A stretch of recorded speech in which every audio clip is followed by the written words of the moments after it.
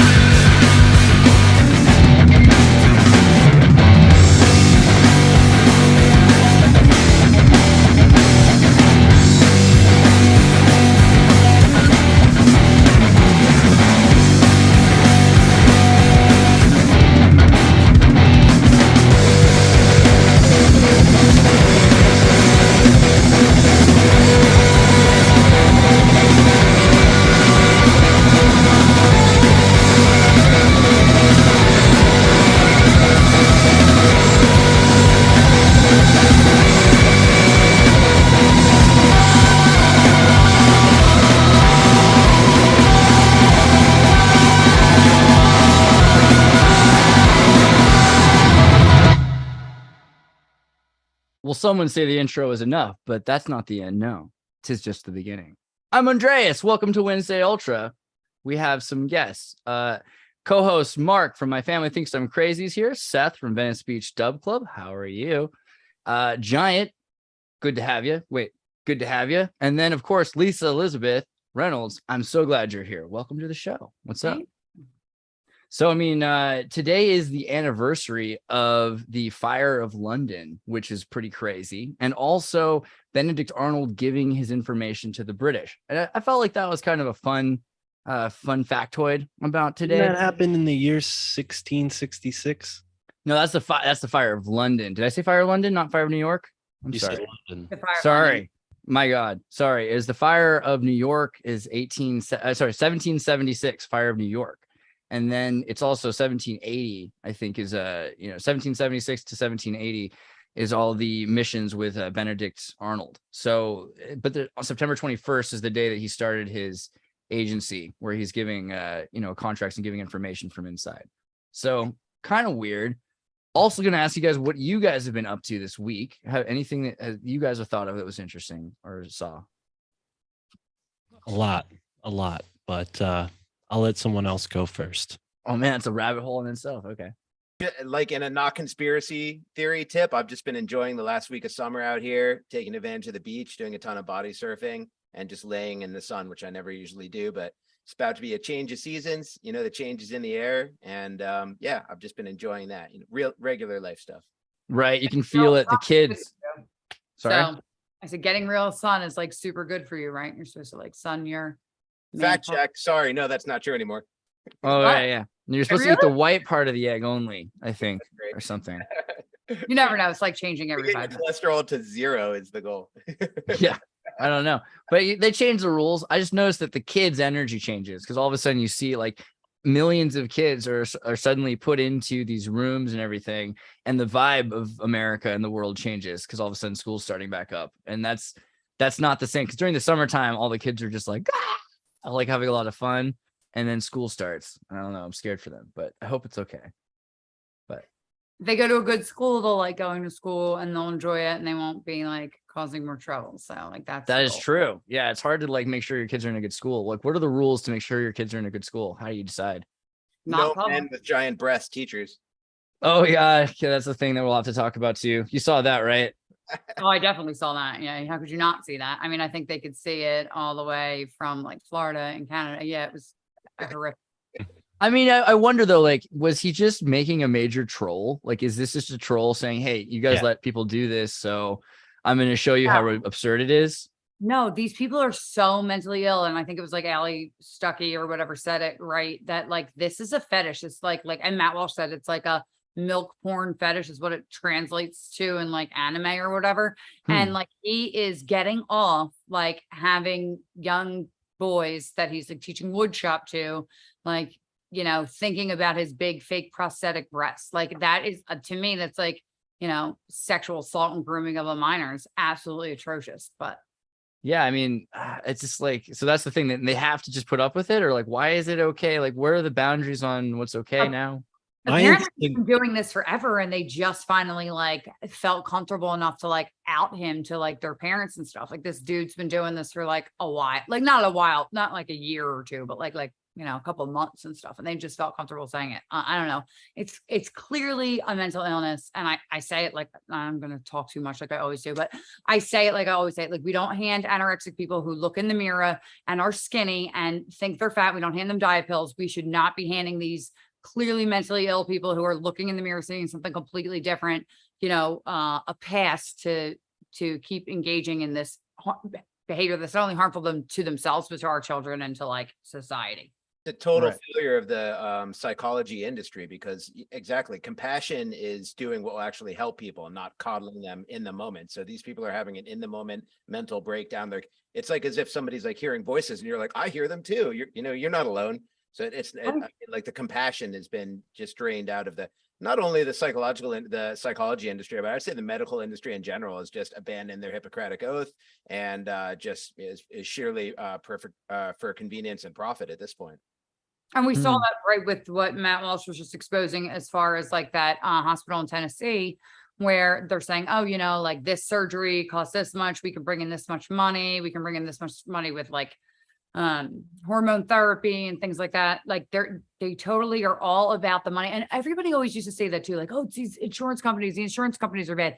The hospitals are just as bad. The hospital centers. Yeah. Surgery centers, all those things. And like, and we do have a problem with tort. Like they'll come in and they'll tear up, like if you don't do their surgery in time, they'll tear up your thing and they'll just settle with you. Right. Like there's so many things that are corrupt with our medical system that has nothing to do with insurance at all. And like, that was like the lie forever. Now you've got Obamacare paying for the transgender surgeries. how could you be that lady to stand there and just put this into cash terms? She's like, every time, we cut off the top, we get this much money. And if you mutilate the bottom, it's this much money. It's like, she's like, big money, everybody, big money, like bragging about it. It's like, how do you become that lady? Like, what's the I mean, but there are a lot of, it's interesting. We've talked to plastic surgeons before, because plastic surgeons exist, and the way that they justify it, it's like, hey, there's a job. I need to do a job. This is one of the easiest doctor jobs I can do. And then as time goes on in plastic surgery, you're like, well, okay, do I really want to be like liposuctioning fat out of someone's butt? I actually feel like I could maybe be making a difference. And then they convince them that they're making a small difference because they're making someone happier. But it's like, what's the difference between that and anything else?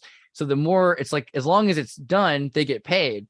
Right. So there is a thing there. It's not necessarily about insurance companies or anything else, but there is a system there that paradigm shift is this used to be exclusively on adults who can make their own decisions. And this is kind of like an interesting philosophical thing. Like Americans, we assume we have all these God-given rights, but we understand that children don't. They have rights one day, but while they're a child, up into an arbitrary line, their rights are in escrow. Who holds the escrow? It used to be their parents. Now it's just any adult who has like a profit motive can do whatever these kids. So that's kind of the big paradigm shift. Yeah.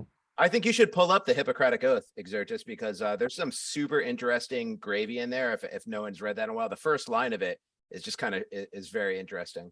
Let's do it. All right. Hippocratic Oath. This guy looks great. I like Hippocrates. This is in Greek. That's not going to be fun. Where do I go? Oh, is this it? I swear. Here we go.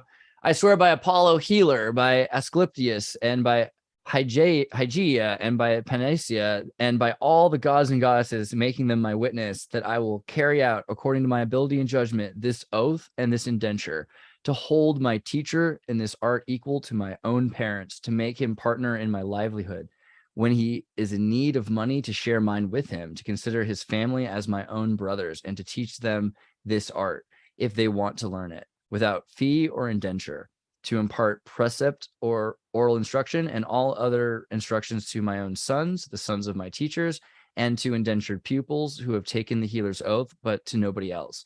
I will use those dietary regimens which will benefit my patients according to my greatest ability and judgment. And I will do no harm or injustice to them. Neither will I. The rest of it makes total sense. The rest of it is actually makes sense. But the interesting things there, first of all, you're taking an oath to Apollo, and we know about the sun worship cult, Donald Trump and all his golden Apollo statues in his guy Northwest apartment. Yeah. And also to hold equal my teachers to my parents, I think is interesting, because that's exactly what we're talking about now, is that the parents now have equal rights over the escrow of their children's rights as the teachers do, and just any authority figure. I mean, say what you want about Trump. Dude loves good, nice stuff, right? But he does have this great setup of the pillars, and there's the, the War of the Heavens for Apollo. A lot of Apollo. It's one of those like High Life magazine things, like Find the Apollo, because Trump's got like 30 or something in front of that picture. They're twisting it though. I mean, this is the way it's been twisted nowadays to make it look different. But really, what they're saying is that your teacher should have been an honorable person, right? All these people were more honorable in the past, and so this was looked at differently. Now they're taking it and they've twisted it into this. You put retards or people that are twisted in their morals into positions like this, and then you say, oh yeah, you got to honor those people. That's where it's wrong. But I don't think there was anything wrong with it in the past. They had a shared morality back then. Like each group or nation had their own shared morality. We do not have a shared morality. Our morality is the morality of the individual, and it's whatever they have personally decided to be. So if they think that it's okay to molest children, then that's their morality, and there is no cohesion. That's why we can't have a functioning republic, because it's also beyond molest, because taken over. Molest means is Latin for bother, right? And so we think of bother, but it's like, it's beyond bother. It's beyond harm. It's also like kind of a social engineering feat to sexualize children. I think that's really, it's to, and we did a show a while ago about Aleister Crowley, and a big thing was he would go around and he would perform sexual acts in front of children in order to educate them and to make them culturally have a new hubris around his moral instead of around the moral and ethic of their society, which got him kicked out of like Italy and France and England and this and that. So, but that is now kind of similar to what it seems like our society is doing today, is trying to normalize sexualization of children. And what is all that tied to? Because I mean, they have their own explanations that it's important because it's like sexuality is part of the human being. But so did Aleister Crowley. So did the idea of the free love movement and everything else. And it seems like every iteration of it has been, a hedonistic existentialist movement that leads to plagues. It's like the new Greece. What they're doing is the Greeks got really weird, a lot of pedophilia and all this stuff. And people, these scholars look back at the Greeks and they try to say, oh, the Gnostics of these Greeks, they were saying this, and this, and they're trying to make it okay what the Greeks were doing, but the Greeks were not. Dude, the Bacchus cult, the Dionysus, where they're like flesh eating on, there's some stuff. Yeah, they were getting sick. We're getting there. We had our own American version of this with Kinsey, the first like sexologist or whatever his official title was, and he was very integrated into Nazi Third Reich. They had a plan that's actually, I forget the name of the plan. You could probably find it, Xirtus, to actually sexualize American children. Yeah, you read my mind. I was just about to say that when he mentioned Crowley, like Kinsey is 1 degree of separation from. Look at his Crowley eyes. And there's a huge Look at him. there's a huge connection there too with both of their fathers, right? The Footloose connection, because both of Crowley and Kinsey, they had this hyper religious anti-sex minister parents who would chastise them in every respect, and so that led to a reactive. And then it makes its way into the modern culture through Lynch. David Lynch was inspired by Kenneth Grant and some of these guys like Kinsey. And yeah, it's weird, man. The Kinsey guy, I think he's related to some occult. I mean, they even look alike, those two, but look like Uncle Fester with that eyes. It gets black underneath there because they're depleting iron, right? And that's because you're having an adrenaline overdose. Pretty much, you're absorbing too much adrenaline, then your iron goes out of whack, and you start getting those rings under your eyes. It's actually silicone when you don't obey your circadian rhythm and you have an irregular sleep schedule. Your body actually produces silicone deposits under your eyes. Pretty interesting. Yeah. Whoa, interesting. Yeah, a lot of weird stuff with the chemical. On the point of Crowley, a lot of people don't realize how deep his literature went. To your point, Xirtus, like everybody always gets shocked about, oh, you need to sacrifice a young male child, that whole statement. But he had some really disgusting pornography that he would write, his poetic sort of verses about pornographic situations between boys and older men. And when I found that book in the bookstore, I almost threw it across the bookstore. Like, what the hell is this stuff? Right. Yeah. And there's the, Nambla's connection to Crowley as well through the OTO. You But said an interesting point earlier about like their fathers being or their families being connected. I wasn't like really sure about that, but they came from this like the certain type of parent that somebody said caused a reaction. And if I really think that this like situation is like twofold. I think that these are people who have had negative experiences in their life or trauma or something like that, where they don't feel accepted and they really like hate themselves, and they know that regular society isn't going to accept them. So they're going to indoctrinate this younger generation who doesn't know any better to believe and accept them for who they are. That's why they need this like child validation.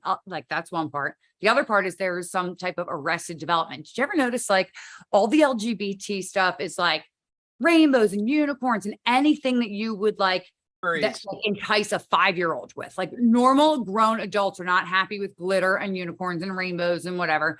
There is some arrested development happening that stops them at some point in their young life, right? And prevents this. That's why they are still attracted, need validation from and pay all this attention to the children. And then what's happening on the flip side of that is the people who want to destroy the family unit to invoke their, communist Marxist utopia, they're taking advantage of it and saying, hey, this will really break up the family unit. This will destroy them. And then like, this is an end for us. And we can do it all under the guise of empathy, because the regular soccer mom down the street, she's just going to feel bad for people because she's motherly, will play on her female instincts and then like eradicate male and female altogether.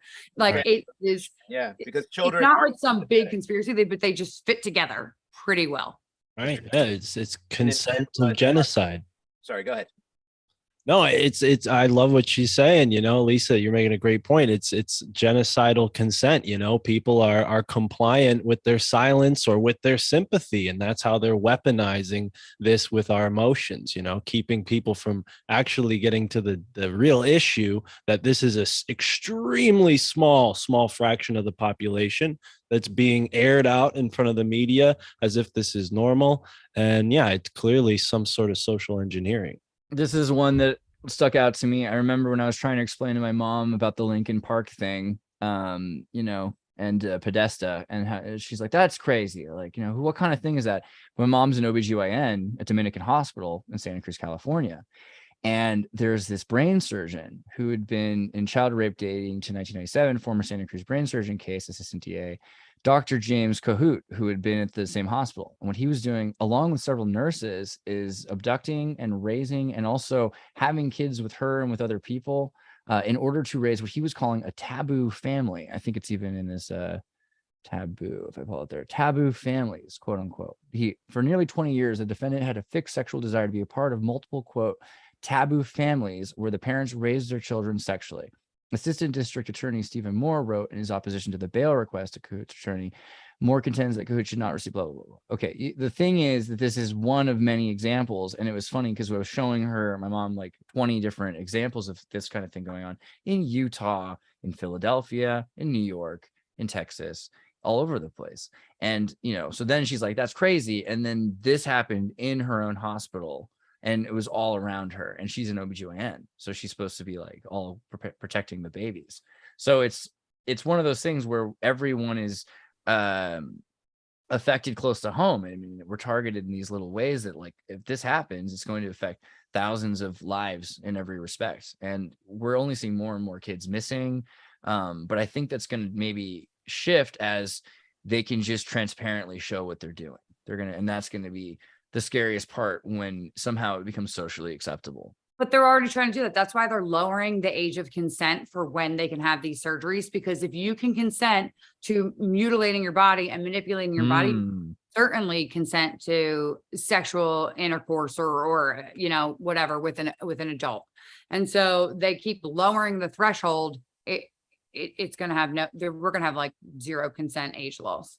Wow. Well, and it also fits into this, economic model of creating victims that are then going to be dependent on the state. All these folks need medicine for the rest of their lives to keep up with this type of lifestyle. And then also, we have this transhumanism aspect where you create a disability or you take advantage of the disabled to work in this technology that's supposed to be, life-saving and ease of function and all these great things, but it actually just constricts them and makes them a guinea pig for what their goal is a, matrix society of people trapped.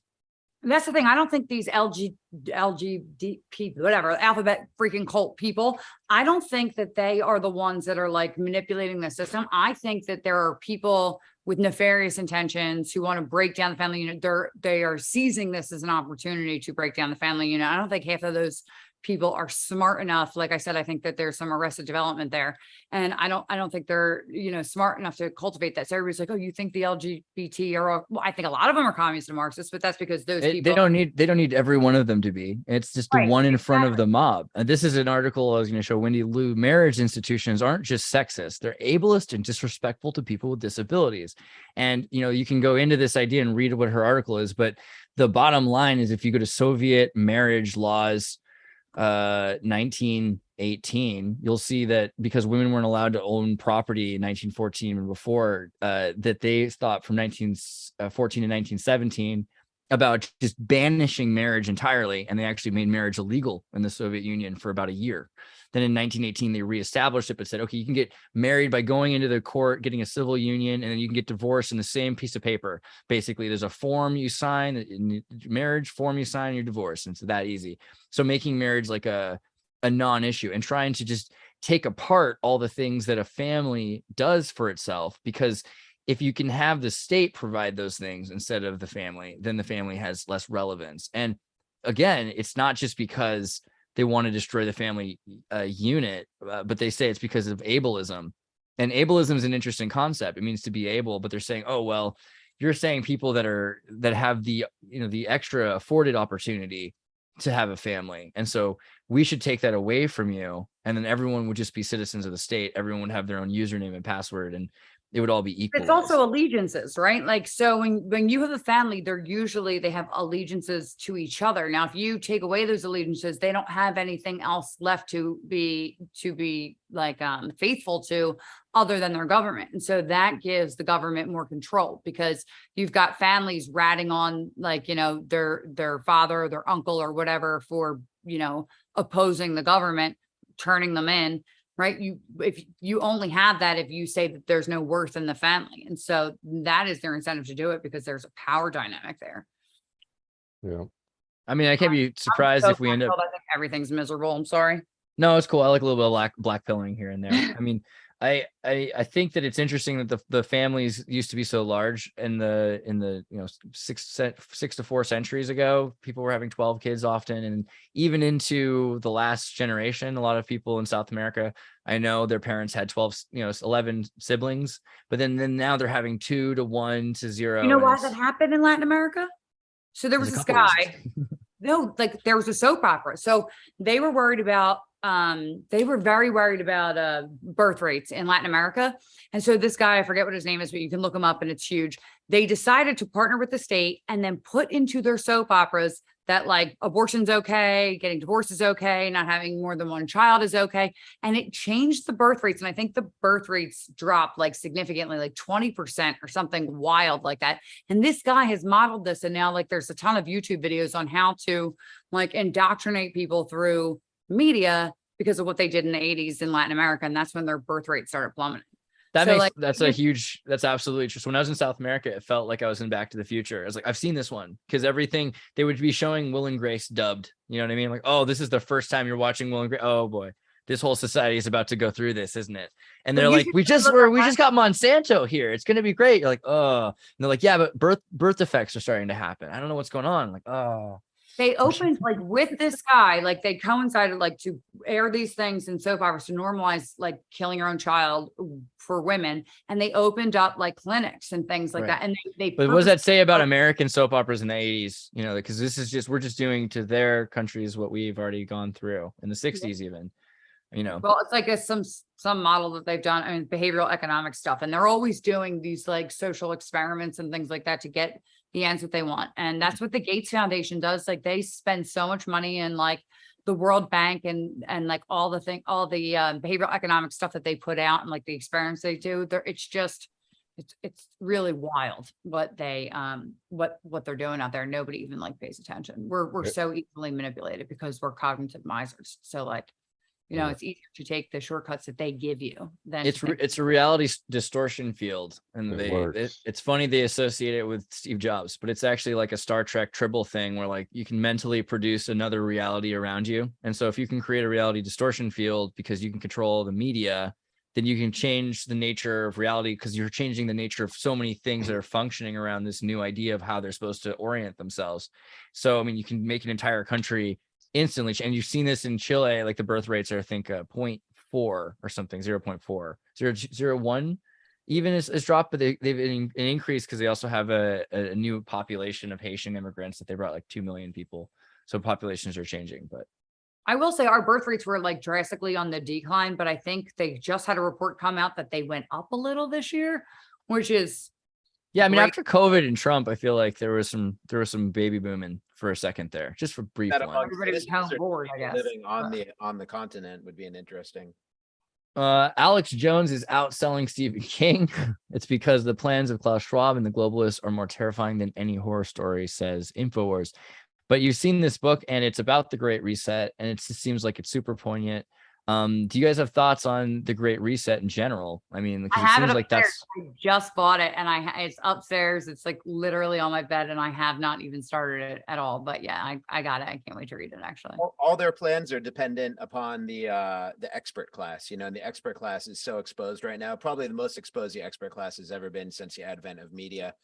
You know, we used to have doctors smoking cigarettes and recommending certain brands and stuff like that, but we didn't have the internet to really capitalize on that and keep that idea on the front burner. But I think now is a great opportunity to strike at the expert class, and that is their whole messaging system to bring the social engineering down to the personal level. So we really need to just hammer away. They're so exposed. I mean, masks work today, tomorrow they don't work. And it's kind of boring to talk about this minutia and like everything that happened. It would be fun to just move on. But, the expert class is very exposed right now, and that's their Achilles heel. So hopefully we can continue to chisel away at that and just break down the public trust in experts in the medical facility and the technology, even historians and everything, So, I mean, Yeah, I mean, we could jump into a King Charles thing, but Mark, you felt like earlier I asked you what you're up to and you had a big whammy. So maybe did you want to tell? I was just distracted by the fact that in that Google search result, the first image was a picture of a sticker in someone's car. I actually have the exact same sticker. Shout out to Info Ninja. He sent me a whole box of these stickers that say stuff like "Resist the Great Reset." I spread these things all over my town, so who knows? Maybe that was from my own town. But Nice. But yeah, I got a bunch of interesting things going on. I got a bunch of interesting books in the mail this week. Speaking of books, but I just want to hear what you have to say about King Charles, because I made a good point about this whole thing last night. I think that people often make the jest like, oh, well, it's a symbolic monarchy, and that means they don't have a lot of power. And I'm thinking, no, look at that inverted, right? They invert everything. What do we mean by symbolic? What are we talking about here with social engineering, right? The symbolic rule, they're ruling over our consciousness with that symbolic, the archetypical symbolism that they use in all of these different performances, whether it's associated with royalty or not. There are all these different hallmarks of ritual at play. And, who does that energy get funneled to? The monarchy, the royalty. And what do they do with that energy? Well, they siphon it for themselves and keep it away from us. So yeah, I'm interested to pivot into this topic because I've been thinking about it this week. Well, you brought up the inversion thing, which is interesting. And so I've seen that they're doing this with the money. They say UK's money stamps in order to be featuring King Charles III after Queen's death. And people had talked about this before, that they plan to change the money at certain times, like the 70s and the 80s. And then again, 2030 is like the date, sometimes a year more or less, depending on what's going on with the royal family. So they could change it completely, have a new overhaul right now and just skip the 2030, or they could wait a few years. And it sounds like they're going to wait a few years. They're going to still do at the end of the year, Charles on the money, but they're not going to really change the design as much. They're going to go through a full design change in 2030. And that might be because Charles is old and he might not make it to 2030. And so by seriously, and William the Brave might replace Charles III. But the flip part was interesting. So during Elizabeth's reign, her profile faced the right. Charles' profile as the new monarch will probably flip and face the left, in keeping with the tradition that dates back to the 1600s of alternating the direction between the coinage of successive monarchs. There has been just one exception to this quirk in British history, Edward VIII, who, after taking the throne in 1936 and before abdicating the same year, insisted that the coins featuring his image face to the left. So similar circumstance, right? And this is Edward VIII is the monarch who left for Queen Elizabeth II to become the queen, right? He abdicated the throne, and so are the polls about to flip, and we're going to have the Adam and Eve story? I mean, it seems kind of an interesting correlation, and just the idea that there is this other empire that exists, and he wanted to keep on the left in order to wait. You said William the Brave is supposed to take the next. Right, because first off, you got Charles the First. We're talking about social engineering. Aldous Huxley's Brave New World. William the Brave. Right. Well, you have Charles the First, and Charles the First was killed, right, and he was decapitated, and so England lost their king, and so for like 20, 30 years, you have the Lord and Protectorate Cromwell, Lord Cromwell, and he was in charge, and there was a democracy, and everybody hated it because in the democracy, the majority would be oppressing the minority. And there's a series of hierarchical factions and intersections of prejudice that let the Puritans take over and push to take away everyone's rights to pursuit of happiness and self-determination, et cetera, et cetera.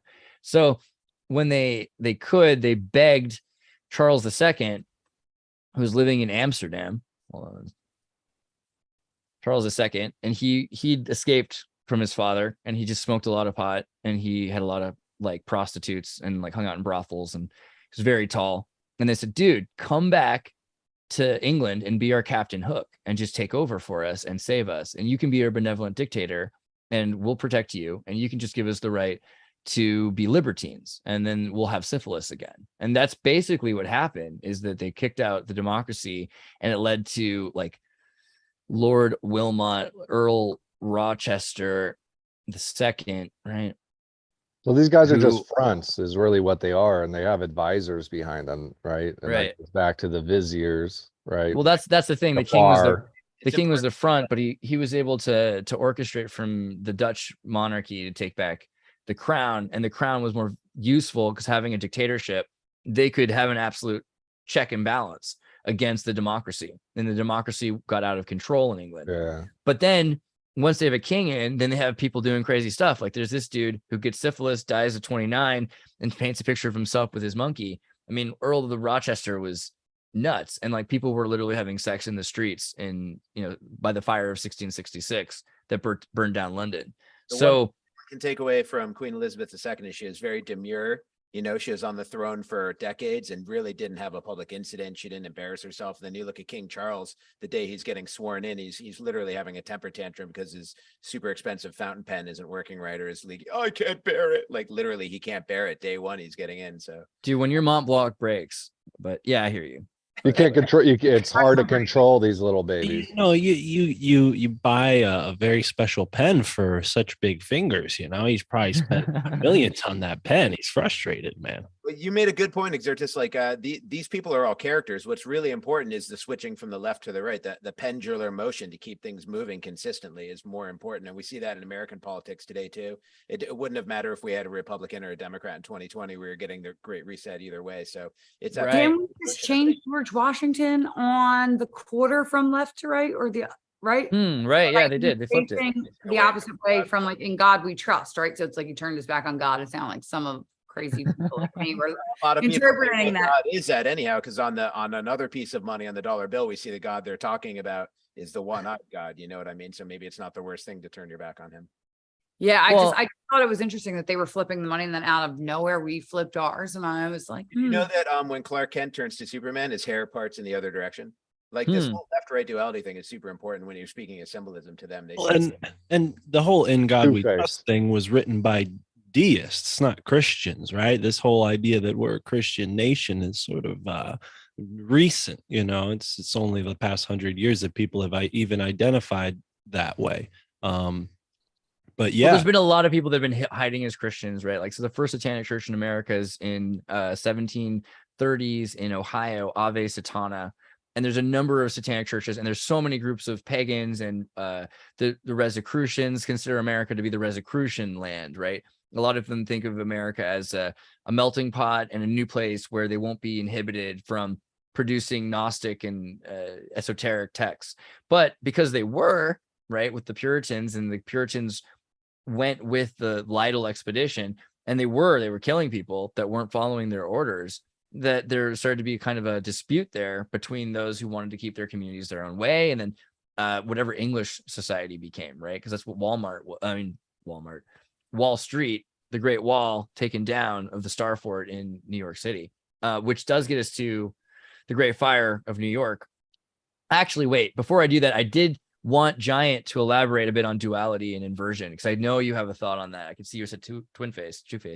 So yeah, what they really believe is that, there's no way that an ultimate God would not control the devil or actually create the devil and allow it to be what it is in this world. It's a duality, essentially, right? It's splitting itself, and it's got to play both sides of it, because it's got to keep us captured within a certain paradigm. It's got to have a ceiling, and it's got to have a floor of what it is that we can experience, because it's trying to bounce us down a timeline until we get to the point where we perfect things. It wants an ultimate good outcome, but it has to have the thing that judges us, and it has to have that thing that tests us that's on the opposite side. And this is where you get into the the occultist esoteric belief of it being considered a Braxis, and you get the A The BRA, the BRA is very important because this is your Brahma, this is your Abraham, right? Ahriman. This is where you get a bra. This is where you get the bran or the brain or branching, right? This is the divide. This is why there's two legs like that and it's split. You're getting a thing that has to brave splitting off, or the Y chromosome. This is why men are here, is because we are the ones that have to be brave and split off and start interfacing with things in this world that get us some sort of mutation that causes us to battle that mutation or whatever it is, and get some sort of features from that, and then we go and breed it back in and we become stronger and stronger within this world. So it's not all totally negative. You have to face negativity in this world. You're going to have to face the devil. You're going to have to face tests, and then you go through cycles, and then you got to face Janus, which is your judgment, and it starts over again, right? It keeps on cycling. You got to keep on facing these things, and it faces both ways on that cycle. Now, would you say it's not as much a duality of good versus evil, but maybe you can think of it analogistically, more like fire and ice, right? Like the extremes of both Everything, terrible, right? Or like maybe darkness and light. So the Gnostics thought All of God was darkness, right? And the feminine nature, the Sophia of Christ, is darkness, and then light is Lucifer. And so Lucifer is not a dualistic quality. It's not 50%. It's maybe 20, who knows what percentage of infinity, but like, because God is beyond, then the light is created and it exists, but there's still beyond that more darkness that can consume it. And we've had a huge inversion there where we think, oh, God is light, God is the Lucifer, the morning star, which is not the way Erasmus put it in the Bible either, right? I mean, it's been changed there too. So we have a lot of inversions in this idea of that star that is in the triangle that has the eye. It is representing of the architect, but the architect is created by God or allowed to exist and separated, right? In the beginning, there's and that's Brahma. God, right? And let there be light, and God separated themselves from light, right? Yeah. So there is what it sent something into the abyss, which is the matrix, which is the female, it's the womb, right? Into the darkness, essentially. And then it creates light within that, and then it's spreading that light. And those are, Brahma is seen as having four faces, basically, just the four cardinal directions, but it's really arraying out into everything. And Brahma is tasked with figuring out how in something that is nothing, how to make something happen, essentially, right? So it's breaking it all up. So if you look at the Bible, it's encoded in the Bible. You'll see that Abraham is where it divides, right? And then Solomon, it's where it divides. Everything keeps dividing, and all these main characters that are always a part of the same bloodline, right? They keep on dividing and having to brave the future. David, it actually says divide, right? Because you take out the vowels. They didn't have vowels in Hebrew, so it is divide. So you get these very similar linguistic things. Like all of our language goes back to this, where it's showing you that it's a branching off that needs to happen. You have to brave the world and face these demons or whatever it is that you're facing. You have to face new challenges, and then you learn from those challenges and you get beneficial mutations, and then you keep facing the new and the new and the new, and until it learns from itself, and eventually we can come to a balance where we don't have to divide no more. And we might see that we will not even need sexes eventually, Yeah, I think that's the thing. People have been talking about gender versus engenderment, right? Because there's the idea of what is biology and what is, your role in society. And so much of what women are is what they're asked to do in society, whereas there's actually what a woman is, which is different than that. I don't know. I mean, the woman is the woman. What do you think, Lisa? Sorry. The woman's the virago, right? Yeah. And she is naturally already have that male aspect. That's why these stories always have this male break off from a woman that didn't have sex with an actual male, had sex with God, and it becomes this hero. And it's almost like it's a hermaphroditic feature that they actually have a mutation that becomes the male. So it is a part of the woman that we become male, and the Y. I wanted I to mean, look into biologically that holds, right? Your brain is like everybody's brain starts as a female brain, an enzyme comes, it splits, it becomes a male brain. That's like biology, how that technically is supposed to work from what I remember about biology. But as far as you saying that there is some difference, or like people now are subscribing to the difference between gender and sex, like sex assigned at birth or whatever. There's no difference. Okay. If you go into like any animal kingdom or any species that you think like the female has a defined role, whether that be something different, like the huntress in like, you know, a lion pride or whatever, she still has the female still has whatever their designated role is. And I'm not assigning any attributes to that, but it is a defined role. And in you know, the human species, it is a nurturing, caretaking, breastfeeding mother. And the more that we get away from that, and the more that we take that away, we're we are intentionally hurting like future generations and the existence of our species. So but I mean, so they think about like lizards don't like breastfeed, right? So like there's a lot less nurturing for female lizards, right, than there is with the male lizards. And the other thing is in nature, usually like peacocks, like the masculine is like the beautiful thing, and in humans, women are the beautiful thing, which is like a total inversion of nature, right? So right, but like they at least how long has that been going on? They all have their assigned roles, though, is my point, right? But like how old are our roles? Like, have women, like, when did women start to be the peacock in humanity? Like, this is a big deal if we're all inverted from this point, right? Are they? I don't know. That's only if you look at looks, but I mean, men do a lot of performative behavior. True. But I'm just saying that like Surrendered. These roles have existed as far as we can remember for a reason, and to sit there and start like picking them apart and saying, no, we don't have to do this because it's all like, I heard a woman tweeted out the other day and really got to me. She was like, you know, there is no such thing as a maternal instinct, said the woman who has absolutely zero children.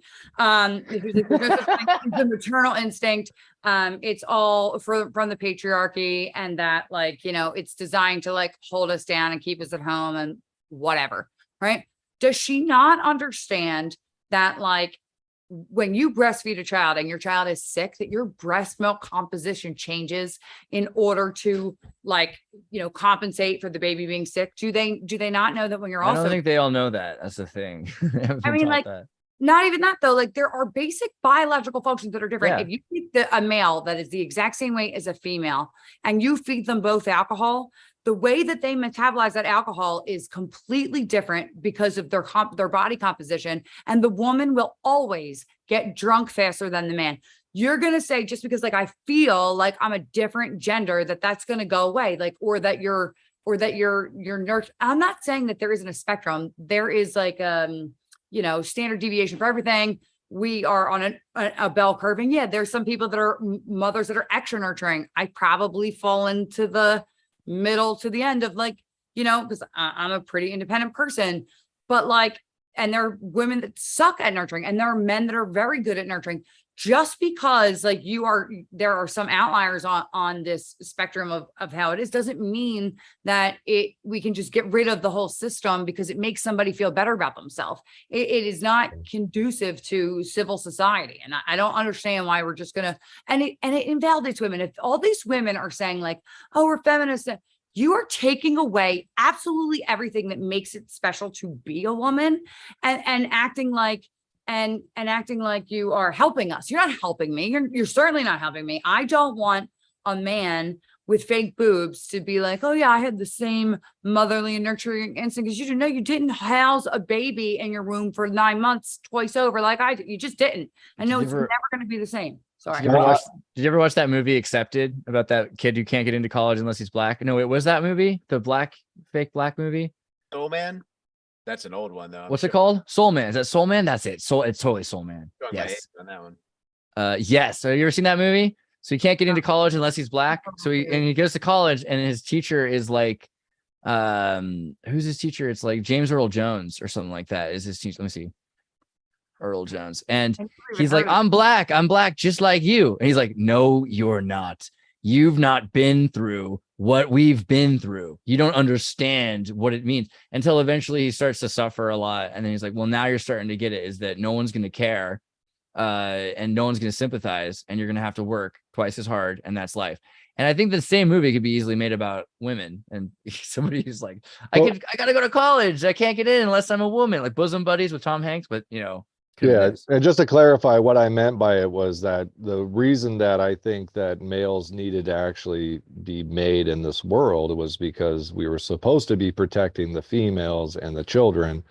And I'm not saying, I'm just saying, like, maybe down the line, if we perfect ourselves to a certain point and get to a balance, that we may not need the male anymore eventually. But that's like, that's just theoretically down the line. I wasn't trying to say that we should all become hermaphrodites. And I mean, dude, I want to be a seahorse. I'm down. I don't know. I get it, but like the males should protect the women. And if you want to look at like the deterioration of society, and I'll take it to a religious context if we're going biblical, right? God made man first, right? So therefore he's the leader, and he made woman second.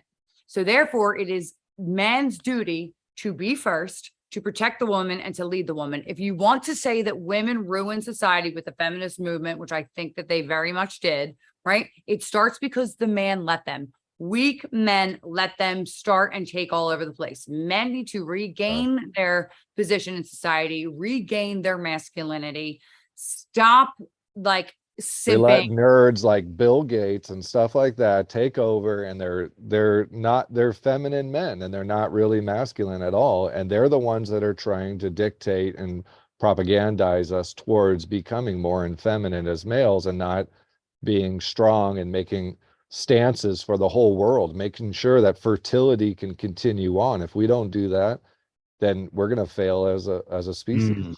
And women bought into it. And now they coddle their sons, right? Like you don't need to be tough. You can cry. You can whatever. No, you need to protect them. I say to my son, he's younger than my daughter, you need to protect your sister. I don't care if she's older than you. You need to make sure that she gets out of the car first and you're behind her. And you we need to instill responsibility in men, that they need to take care and nurture their women. And that doesn't mean like, being the man and being all like going and running around and spreading your seed everywhere and like telling the woman. I see a lot of these like trad guys now.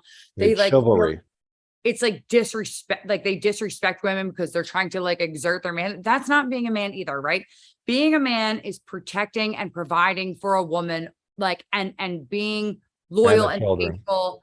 And growing your family together as a unit, right? Like my brother used to say this, and I don't know where he got the saying. I'm sure it was from some prophetic somebody who's better than I am, but love is not gazing affectionately into one another's eyes. It's looking together in the same direction, right? And so if the goal is to build a good family and to, make society better and all those things, and you have to both be looking in the same direction, and then it won't feel like the man is leading to a woman. She won't feel confined. It's not like he's like, oh, I'm bored of you and I'm just going to go off and do my own thing, and you're the wife and you can just stay home and like make my dinner and make me a sandwich.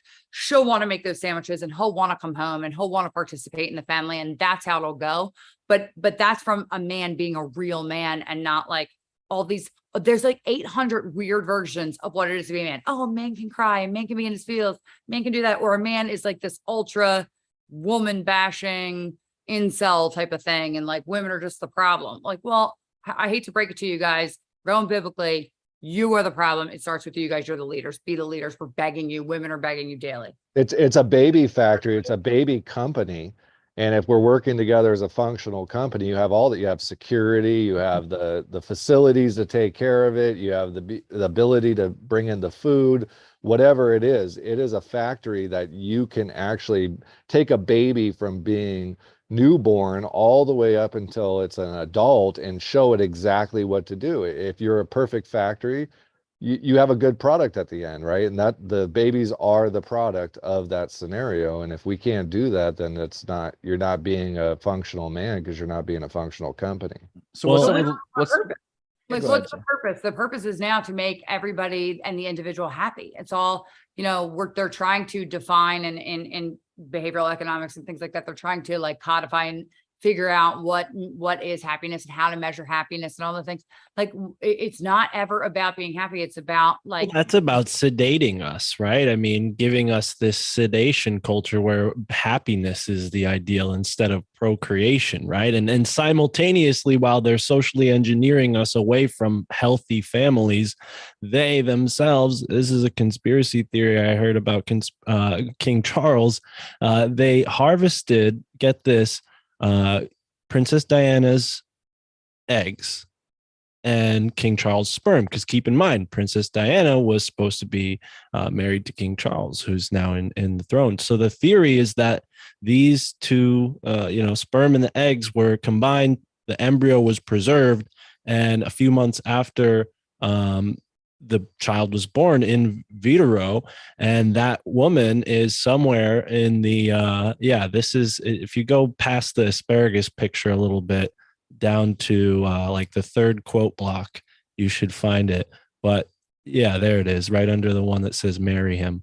So yeah, we got this interesting theory here on Mysterious Universe that there's a secret heir to the throne out there that looks exactly like Princess Di. And it's actually, her that's going to take the throne, and not Prince William.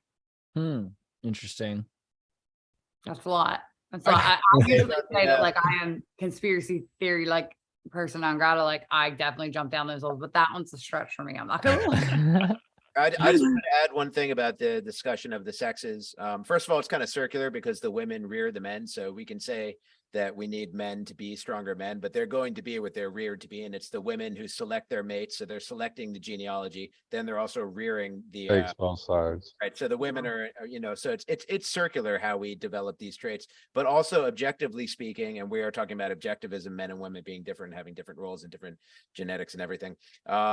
Here's some AI generated photos of Princess Diana as Rambo I made. Males are inherent to every species. Every species that has males and females has beta males. And the way they keep their gene line alive and reproduce is through subterfuge, whether they're cuttlefish, which disguise themselves as female cuttlefish to huddle in with the other female cuttlefish and then impregnate them as they're under the protection of the alpha cuttlefish.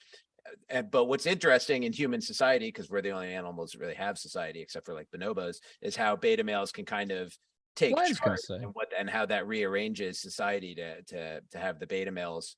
I think whales. So that's the thing. Whales have society. Lions have society. Insects have society. Like it's a lot more apparent. But my point is, we're not going to get rid of beta males. We can say men need to be stronger, women need to do this. We need to come to terms with the fact that through creation or just through evolution or whatever, beta males, every species does have beta males. We're not going to eliminate them. If we did, it would probably be like eliminating bees or anything else. It would probably cause a butterfly effect. So I mean, we live in a weird. But I'm saying it's like the idea of like, yeah, there, even right now, even within the society that we have, like even the males that you would consider alpha males aren't like actual, like we have distorted what it means to be a beta male. We have distorted what it means to be an alpha male. We have distorted all those things. And that's what I was kind of driving to, is how beta males have to rearrange society in order to get the reins of power. And that's why we're having this distortion of the gender roles and everything. It's the beta males need to do this in order, but it's not because they're evil. It's because they're born beta males, and of course they're going to want to reproduce and they're going to want to have sex partners and stuff. And this is how they do it. But this is the long-term effects of what it does to a species, is what we're seeing right now. It's all God behind it all. I was gonna say, like, so bees do have a society with a monarchy, which is interesting. And so there's an idea of what insects do in nature. And then the lion's den is interesting because you do have the hunters. The females are the hunters. What's the male do again? He like protects them. Is that his job, to protect the hunters? If they come in, if they come in too far into the pride, then that's when the male lion protects. But right, they're strong within themselves. Yeah, they go out and hunt and do that. So it's interesting. It's a very strange relationship that seems kind of more modern and progressive. But their roles, but the point is that their roles haven't changed like throughout time. It's not like, okay, for like 100,000 years, like the male lion acted one way, and now all of a sudden he's switching to another different role because like that's what they all decided. There's been beta lions all along too. But so you think about like Artemis. Oh, sorry, good, Seth. Like the Lion King with Scar. I mean, it's just inherent to and things calcify this way. Like the yin yang isn't just existing like a yin yang. If you take chocolate and vanilla sauce in a dish and spin it, it forms a yin yang. It'll go into that shape, but then you can spin it faster and faster and it doesn't go anywhere. It stays in that shape. That's why they constantly have to reverse things left to right and spin things in the other direction, is to keep everything in motion, because they calcify. I mean, that's a bigger inversion right now. We went from Apollo to Artemis in our NASA programs, and that's, Artemis is associated with Selene and Hecate. These are the goddesses of war, and she's the moon goddess of war, and Hecate is a star goddess of war. But you can see she's influenced. Hecate's influence is very deep. She's like the patron of witches, right? And this whole idea of Catherine, the saint who was represented with the wheel, and we have this like ritual torture of tying people to a wheel and killing them because they didn't believe in whatever religion was being inquisited,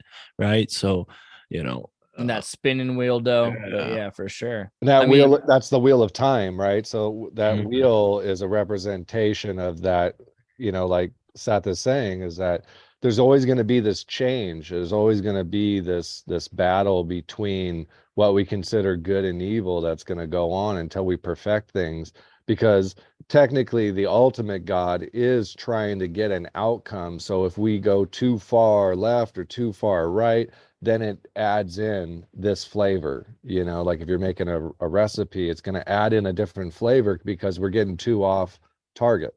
We wouldn't do what they do, which is get ahead of it and be able to predict when things are going to reverse and spin the other direction and make hay out of that like they do. But I don't even really believe in the concepts of good and evil, because it's all inherent in nature. So, and dependent upon each other. Well, and that's what I was kind of leaning at when I said the fire and ice thing. It's like both fire and ice can be bad in their extremes. I could use the fire to spark this blunt, or I could use it to accidentally burn my apartment down. Same thing with the ice. If I stay out in the cold too long, I'm a sucker. But if I have ice in my drink, it's a better drink, right? So there's a whole spectrum, right? It's just good or evil. I think evil is just a lack of love. That's really what evil is boiled down to. I mean, there's systematic evil, there's macro evil, political evil, but at the root of it, it's a lack of love, and we don't want to be too sympathetic, because some of these people don't deserve our sympathy for being as evil as they've been. But ultimately, that person wasn't loved when they should have been, right? They didn't symbiotically, cohesively fit into the whatever was going on, and they became, one of these like nemesis evil forces. I mean, is a lion evil when it kills a cub? Not really. It's kind of just doing its instinctual thing because it's trying to get its genealogy into the environment, right? So killing out the competition makes the females available to mate, and now this lion is in charge, right? So I mean, we would look at that as a human being like, wow, that lion's an evil evil being for doing that to a little innocent kitten. But the real nature has its way. Is it like sets of tennis every time it reverses where there's score being kept, or is it a total reset? It seems like there's a score being kept, and that's why the people who understand when the reset comes, I don't think we're being reset. I think things do reset, and the people who know when things are going to be reset are able to like win that round or make progress that sustains through the reset. So like they're gaining power somehow that exists outside of the reset cycle. And the idea is to figure out what's actually going on, so we can figure out how to counteract that or accuse some victories for ourselves, bump ourselves up on the scoreboard. So what really matters is figuring out like, what do they know, and why do they gain power in the way that they do it? Why do they torment children? Why do they molest? Why do they encourage the blending of the genders and stuff like that? They know a lot more than we know. They're the enlightened ones, and this is the way they behave to get themselves up on the scoreboard, assuming there is such a thing. So the whole mission of people like us that perceive ourselves to be good is to figure out how do we get up on the scoreboard, because things will continue to flip polarity and reset.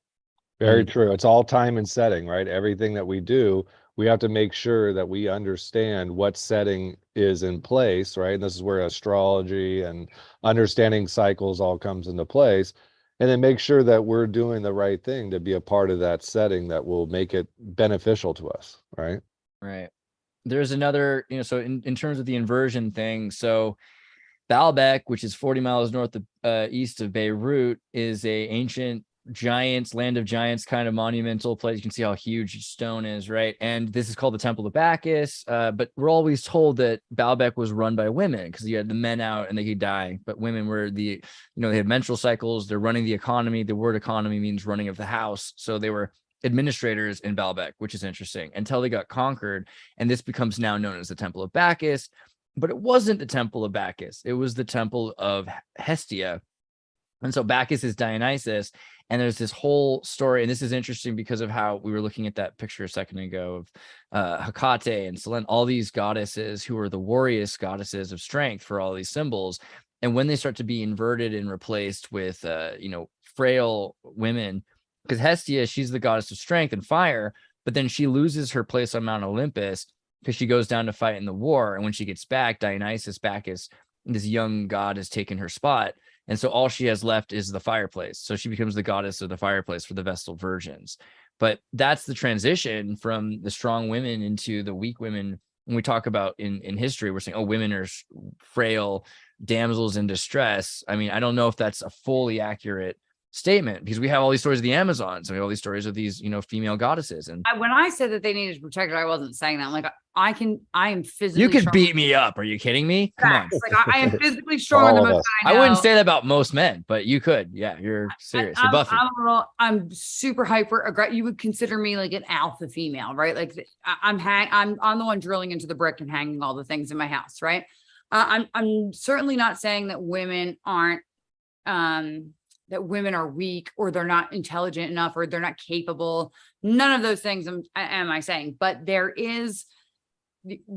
are physically, for the most part, less physically strong than men, and they need to be protected in the idea that like you would protect your assets, right? Like, we have limited assets, we have limited resources, we have the scarcity, we have the smaller number of eggs. You guys have a plethora of reproductive material, okay? And so you should be protecting your scarcity of resources. Right, exactly.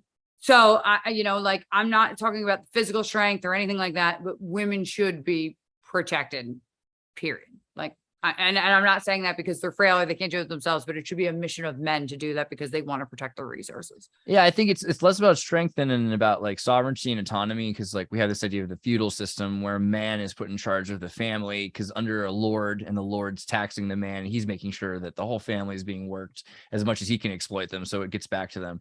I mean, there's a point before that where women own all the property, and you have matriarchies across Africa and Eurasia, and queendoms with female judges, which is another interesting idea, because a female judge in ancient times often was someone who'd been a victim of a crime like rape or something, and so then she's able to make decisions that are probably more relevant to the community. So I mean, I don't know, it seems to me like we're constantly trying to pretend that women were oppressed so much and that we need to keep women down sometimes, and that's helping feminism, and we need to be careful about that, because I mean, whatever fourth wave feminism has become with the trans feminist movement, not like trans exclusive radical feminism, which is the idea of protecting the class that are women, because women have been exploited. I don't know.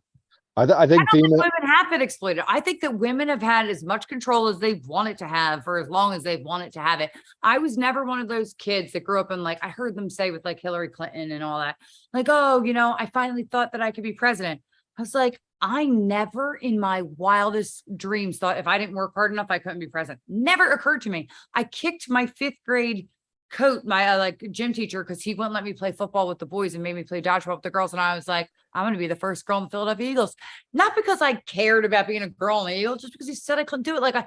It didn't register to me. It is all about how you are brought up and how it's framed. But that doesn't mean that my mom didn't instill for me, like, you better have that man open that door and make sure he stands on the right side of the street and take care of you and provide for you and be a partner for you. Like, that's not the same thing as being like, it's just not the same as like how you just frame that, or how women are framing it, or how women are saying that women were oppressed by the patriarchy. Like, it's all crap. Yeah, I mean, the thing is, it's interesting because it's not the patriarchy, it's maybe industrialism or something else. Because it seems like the irony is just saying, hey, you'll be free if you leave your husband because then you can go to work. But work is where all of this happens. Work is where the sexual harassment happens, where the work time accidents happen, where your family doesn't get to see you happens. I mean, this is all kind of a bigger issue than people talk about. It. You're not saved by going like there. a slave to your husband, as they would say, or a slave to your family, or a slave to some person that you don't know for $1. Like if anything's exploitation, it's women being forced out into the workforce.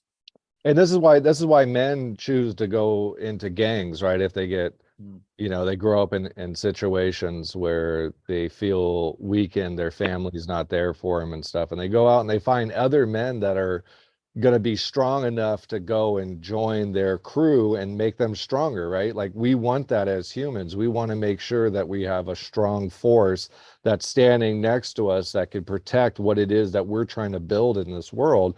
And so a good female is going to always look for that aspect. And sometimes it gets misconstrued in the way that we have our monetary system and stuff like that, where like someone like Bill Gates, because he's got a lot of money, he can hire a security force to protect you as women. That, oh, that's strength, and that's going to keep us pushing off into the future.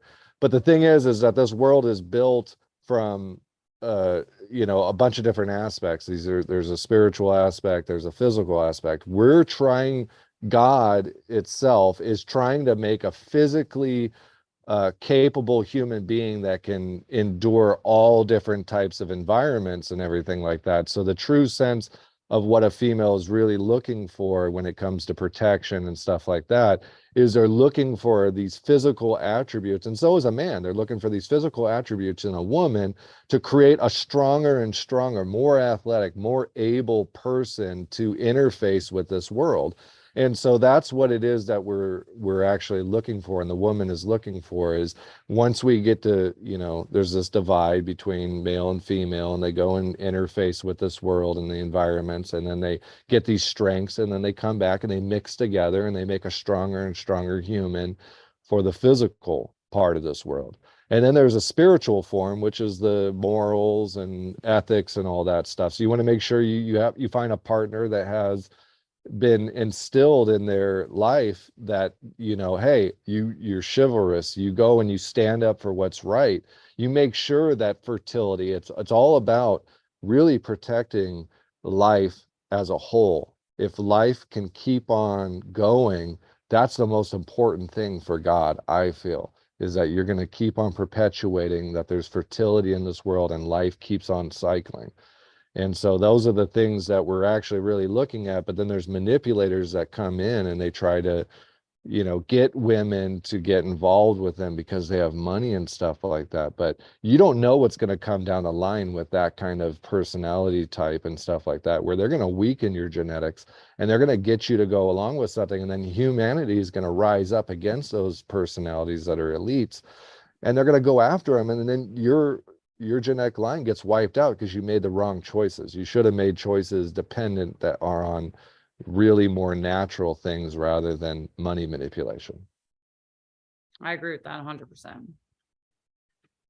I think that's what we're facing, is people need to be a little bit more realistic about what it is that God's testing us with. They're showing us that you can go down lines genetically that may be more beneficial at this time, but is that play out? Look at it down the future. Does that play out down the future if people start waking up and figuring things out and stop letting money manipulation and power manipulation of some sort?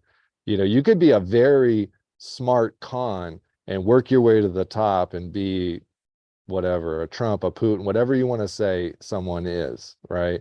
And they're just very smart at taking advantage of certain scenarios in this environment and getting themselves revved up to a certain point. But will humanity put up with that in the long term? Maybe not. You have to think that out. You have to sit there, always think out 7 generations or even further into what's going to happen, and make sure that you're making a connection with a partner and making a genetic mix that is going to be able to last as long as it can, because it's the long road that matters. It's the narrow gate that actually is going to really fulfill what God wants. And you always want to aim for what God wants, because God is the most powerful. You've read Genesis. A dumb story. I remember one time, just him saying that really made me think of it. I was dating somebody who had a ton of money, like a ton of money. And I remember being in the house and he had this like piece of furniture that needed to be put together. And I was like, hey, we're not doing anything. Let's go put that together. And he was like, no, we'll just hire somebody to do that. Like, I'm not putting together like a piece of furniture. And I thought, like, is this somebody that like I want down the road to be in the trenches? Like they're just going to hire somebody to protect us, or are they going to be like physically involved in their own life? And I think that that's a mindset that where a lot of women be like, oh, that's a life of luxury or a life of whatever. But is that someone who can push off like those physical tasks and things like that? And is that somebody you want to be in the When the trenches shit- when shit hits the fan? When Because the shit hits the fan. at some point in your life, inevitably it will. Do you want to be with somebody who pawns it off to somebody else, or who's ready to like tackle the task at hand? I remember it was such a turnoff. I was just like, ew, we just can't build this right now. But it comes to that point. Like look at the cues for what they are, not media manipulation or not whatever. And who do you want to be in the trenches with? Who's going to further your line and please God the most in the long run? So I agree. Right. I was Yeah, thinking about but People get- It's impossible to stave off progressivism. Like progress is a more powerful force than tradition or conservatism. So groups can be conservative, but overall progressivism is the more powerful force.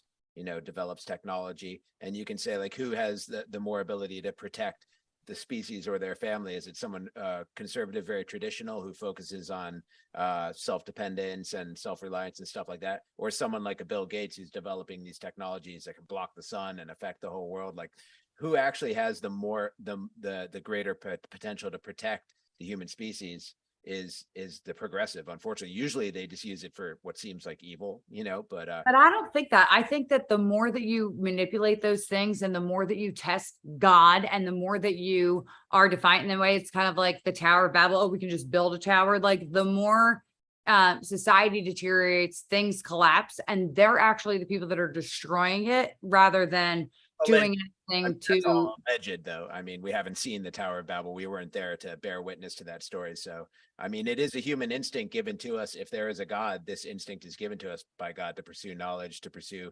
technology, to pursue progress. Yeah, but to what end? To be Yeah. defiant, to lack humility, to think that we That's- have that's all the an answers. assumption that it is defiant to do that. That's just an Yeah, assumption. no, I know. That's my it assumption. is interesting because the Bible, that's a good part. Warning Where of Icarus. God's pronouns get really particular in that chapter, right? Because then God starts talking in plurality, which is when God goes they, that's kind of weird. But it's like God says to themselves, let us confuse them, because then otherwise they will come up to Snake is us. the guy. The snake is my guy. Here's the knowledge. You want knowledge? Yes, I want knowledge. I want knowledge more than anything. I want more knowledge more than sex, more than family. Well, it is interesting that the Bible doesn't call the snake the devil ever, but the Catholic Church really started to convince people. Keep me from the knowledge and keep me in a cage where everything's happy and beautiful and all my needs are taken care of. That guy's not my friend. My friend is a guy that tries to unplug me from that matrix and say, this is going to be uncomfortable. You're going to go eat the goo. But if you want the truth and the knowledge, here it is. Well, if you want suffering, God's got your back. Don't worry. There's a Job book about that, I think. But there was the Strauss-Howe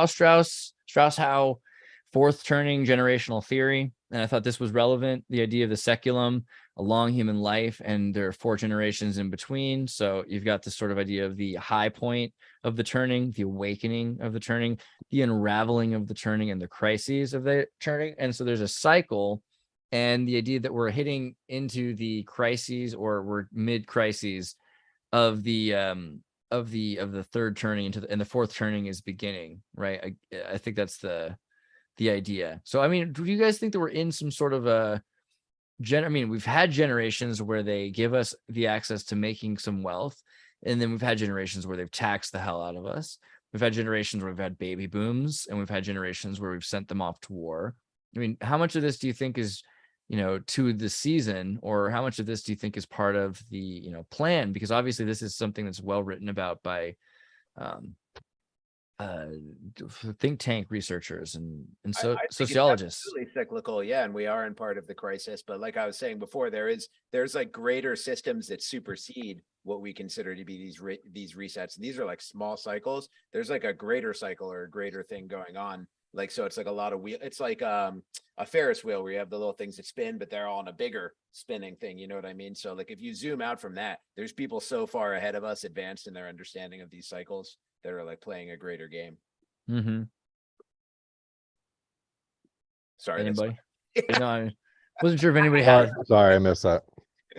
Oh, just the I mean, just the idea of the fourth turning. If the generations, do you think it's a natural process in 100 years, or do you think that there's some sort of All processes are effort to? I mean, why is there a war right when it happens? It seems like generationally there's a war, or is it really random? Is it really random, or is it natural? Yeah. process, and all processes are natural processes, like ants building anthills and humans building cities. I mean, none of it is wrong or right. It's objectively, it is what it is. It is what happens. And the understanding of it and the acceptance of it leads to having power outside of just the single cycle of reset. I mean, our lifetimes are so short. You know what I mean? You won't even live through an entire crisis or through an entire any part of that cycle. It's going to be generations of your bloodline that experience just one small part of that small cycle built into these bigger cycles. So like Mark was saying with not Mark, I'm sorry, but like you were saying with 7 generations, you have to think 7 generations ahead.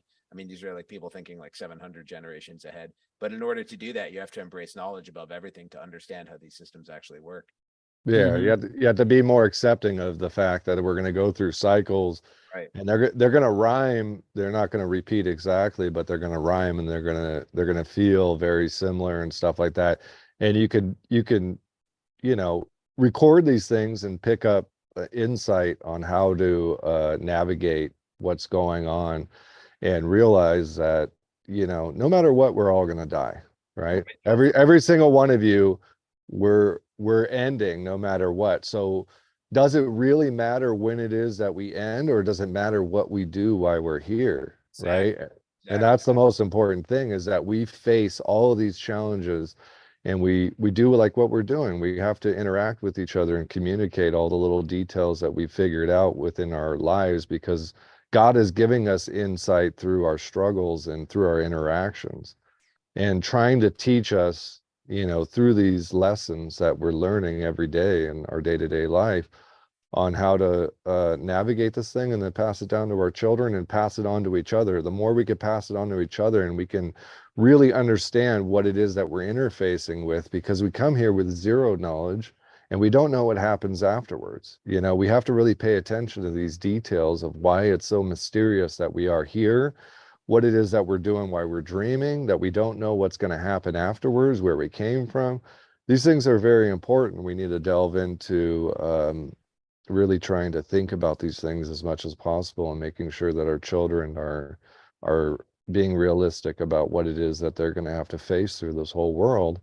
Dude, the Beyond Meat guy, though, right? Also, like, so the kids these days, they're going to go to like these schools and they're going to eat this vegetable matter, and eventually they're going to crave meat so much that they're going to bite somebody's nose off. Did you see this? Right? You know what I'm talking about? Beyond Meat CEO. It's an oldie at this point. This happened days ago now, right? This was yesterday or something. So I don't know, but vegan boss, chief operating officer, Doug Ramsey, has been arrested for allegedly biting and ripping the flesh on the tip of another man's nose during a road rage incident in Arkansas this weekend. So, I mean, Mike Tyson. I mean, you are what you eat. Road trip to Arkansas.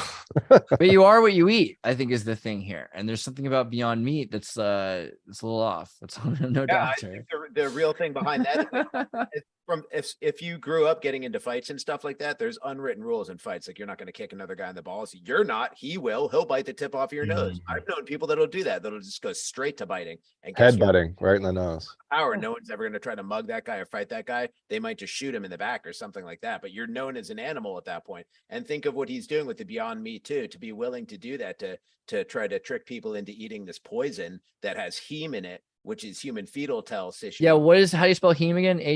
HEAM. It just goes to show you the personality type of someone with unhealed trauma that's willing to go to the extreme right away to bite someone, is the kind that would also sell this poisonous product and try to destroy a generation of humans. Yeah, Pepsi. you mentioned CEOs tend to be psychotic. There's that statistic that says some large percentage of them have psychotic issues. HEME, by the way, there's no A in it. HEME. Sorry. HEM, I forget which one. Like hemi. Okay. Like chemo. Okay. I mean, you've seen it in some of the other articles that I'm just avoiding clicking on, but it's definitely involved in Pepsi. There's the Pepsi. If I type Pepsi, right, famous. Yeah, they're taking like Fact check. Not anymore, because now they have synthetic versions of it since 2018 or whatever they said. So they got So, it from the stem cells originally, like whether it's Yeah. synthetic or not. This is yeah, it's like yogurt from Why stem would cells. you even have that idea? Hey guys, I have an idea. Maybe this will taste better with a little bit of baby in it. you know? yeah. Well, but so in general, you've got Kill meat, children. these meat flavors that they're adding to the Beyond beef and stuff. Like, I mean, it's so easy to imagine that meat flavor, that flesh flavor from a cow might be very similar to the flesh flavor of a human or something. And getting vegans to have no context over the difference between life and death, and they're thinking, oh well, and I've heard vegetarians who are decent people say this, like, if I ever quit being a vegetarian, I'm just gonna go straight to human, kind of joking, but that's not that. I mean, is that funny? Not even a funny joke. Like, that's not funny. Like, Well, It's the revealing. social engineering of the Darwinian psychology of survival of the fittest, and we as human beings are destroying the planet. All this nonsense that's really unfounded in science, but it's being purported, and that's what pushes people to that. I used to work at Whole Foods. I was a vegan for a little while, and it made my health worse. So I eat meat now because I realized what it did for my health. It boosted my health and made me a healthier person. I don't think that means that someone can't find a healthy diet without, meat. I think that's totally possible in the right situation. But if you look at our modern agriculture, most of the plants these vegetarians and vegans are eating are covered in chemicals, preservatives, and all sorts of sweeteners, right? I mean, look at your average health food store. It's got a bunch I'm gonna have to speak up because I'm a vegetarian almost 20 years now. But You're as big as a gorilla, which is also a vegetarian. Yeah, my brother talks. He says I look like a. You have dairy and whatnot, because vegetarian would be someone who could probably eat eggs and dairy and whatnot. Would you? Yes. I eat eggs and dairy. That's what I'm talking I got about. chickens. Yeah, it's not. You don't want to be a vegan. I've already told people for years. It's like being a vegan is fucking being extreme, and that's what we got. is being too extreme about things. Don't exploit bees. No, I'm sorry. But yes, if you understand, I love okay. bees. So these animals that you're eating, they're eating vegetation and they're eating certain macro and micronutrients, right? I've been growing agriculture for years. I got a huge garden out in my own home and everything like that. So I grow a lot of my own food, and I have my own chickens. I have about 60 chickens. So, I don't take it lightly. I'm not going and just, eating pizza every day and all that stuff. And I started out like that. I got up to like 265 pounds of eating, just a lot of bread products and stuff like that. A really bad vegetarian. But you learn over time the details of what it is that you need to eat and where the nutrients are at and what nutrients we need and all that stuff. Like I haven't been to a dentist in probably about 16, 17 years or something like that. I don't eat fast food. I haven't eaten fast food for like 25 years. And I don't have a cavity. I have like one cavity. I've never had a cavity because I don't eat like sugar and sweets and all that stuff either. I'm pretty sure if you don't have soda and all that other stuff, it helps. Yes, it's just understanding things on a detail. Gorillas, right? Some of the biggest animals that we have in this world are all vegetarian. So it's not about being a vegetarian. It's about being extreme, like vegan and not knowing what you're doing and stuff like that. That makes it a problem. Like vegetables are like drugs, though. That's the other thing. Like, so I'm all about vegetables, but I remember so I just had matcha tea recently, and it felt like I was taking Adderall because the caffeine. I don't have a lot of caffeine, so microdose that have like 1 milligram instead of 95 is average to a cup. Things I had never thought about before, but vegetable matter is where all the drugs are at. It's like the different kinds of experiences, and it's not to say that's horrible, but I think people don't realize how swayed they are. Yeah, like when you eat tomatoes and it has scopolamine in it, which is the devil's breath that they use from belladonna to mug you in Colombia. I mean, that builds up in your system, and you have an entire society built around smoking cigarettes, eating potato french fries with ketchup while they see signs that say "I like Ike."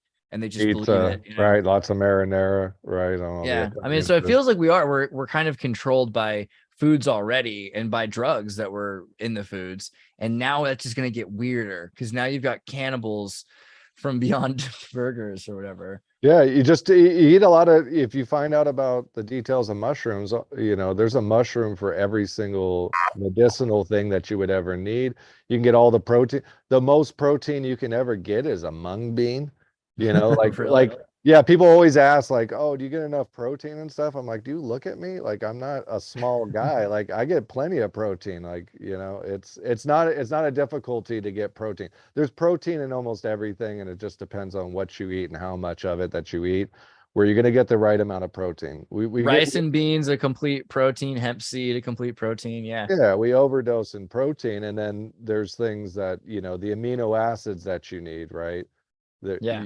There's certain You things gotta that, get miso, dude. Miso soup. Like, I know I've done this before, but I'll say, like, I think miso soup will cure you of atomic radiation and heavy metals. In the World War II, they had a bunch of Japanese that were drinking the soup, and they were like, "Hey, how come you're not dying after the Hiroshima blast?" And then they figured out it's because the broken down proteins turn into amino acids, which then can carry off heavy metals and radiated materials. So, I mean, eat miso, eat cucumbers, and eat quinoa, and have soy sauce and like all the broken down aminos, and that's just good for you. I mean, yeah, there's don't go full don't go full Otoyo though. Don't just start watching anime because you do We that. can all agree, whether you're a carnivore like me or a vegetarian, we can all agree that we don't want to eat baby fetuses just in. yes.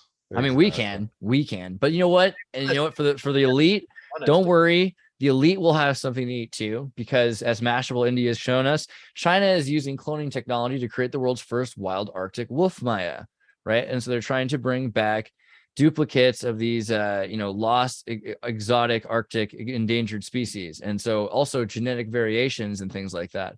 So the amount of new species that are being cloned and that are being introduced, you've seen the mammoth thing, right? Cloned mammoth. That's probably this year. I mean, I'd be really surprised if by the end of the year we don't see the woolly mammoth. There we go, 6 days. I'm pretty sure by the end of the year you're going to hear about the woolly mammoth clone. Well, but think about this as a case study for biology, right? Because based on how this animal behaves, we'll learn a lot about genes and mimetics, right? This concept of like, the animal has a behavior imprinted in it beforehand, right? To act in a way that is cohesive with its environment, right? If you're taking an extinct animal and bringing it back, there's a good chance that there was a reason why it was extinct. Obviously, human beings contribute to that in a large way, but this new animal still overcome those factors here today? I mean, without it just being like a domesticated animal. I was going to say, I think the way we've made it possible for humans to survive despite themselves, I'm pretty sure that the society, you have to remember, these are the Royal Elephant Bar Club elite that are doing this. Like, they're going to just say, cool, that's why all your houses were designed by Permit and Code to be biodegradable, so that it's really easy for us. And all that stuff on the inside is plastic, so it'll just burn up quicker. And then we can just turn your homes in suburbia into migration zones for woolly mammoths, because that would just make Bill Gates happy, right? I think that's not out of the realm of right, beyond a woolly mammoth. Yeah, that's what I want to eat. That's where we're going. We'll get the flavor, not half the guilt. But yeah, what do you guys think about cloning in general? Because the thing is also, cloning is becoming more popular. The idea of human cloning, that you could clone. Well, that's the question I propose is like, well, do these animals behave in a way that the actual Arctic animal, whatever that species was, behaved in its time? And if so, what does that say about what they just did? I mean, what does that say about the consciousness that it can be stored in that genetic material and then brought back to life? Because science tells us that animals, yes, they learn behavior from their peers, from their parents, but they also have instinctual patterns of behavior that are inbred in them. So like, how much of this are we going to learn from an animal like this? Will it be domesticated, or will it truly be wild? That's my question. Could a clone ever go back to being wild? Do you guys think it's okay to clone things? Like, are we okay with the science? Because I'm not. Like, I just don't. I mean, it's outside of that now. People are doing it, right? So I can't. I mean, there's a lot of things about it I can think of. There's a lot of places that eating green eggs and ham would be immoral to me. So I would like to hear your side of why you think cloning is wrong, because I think it might be different than mine, but I do agree. I mean, well, first of all, didn't we learn any lessons from like Jurassic Park? Okay, just whatever. We always, I just think the professor from that book is from UCSC. He's a Santa Cruz chaos theory professor. That is why that book is back to what I was saying before about like the like self-righteousness of humans and like thinking that we are above God or we can just create anything or destroy anything. And like, it's almost like making human beings God themselves. There's like humility is missing from our society in like every facet. And I think that this is just another symptom of that.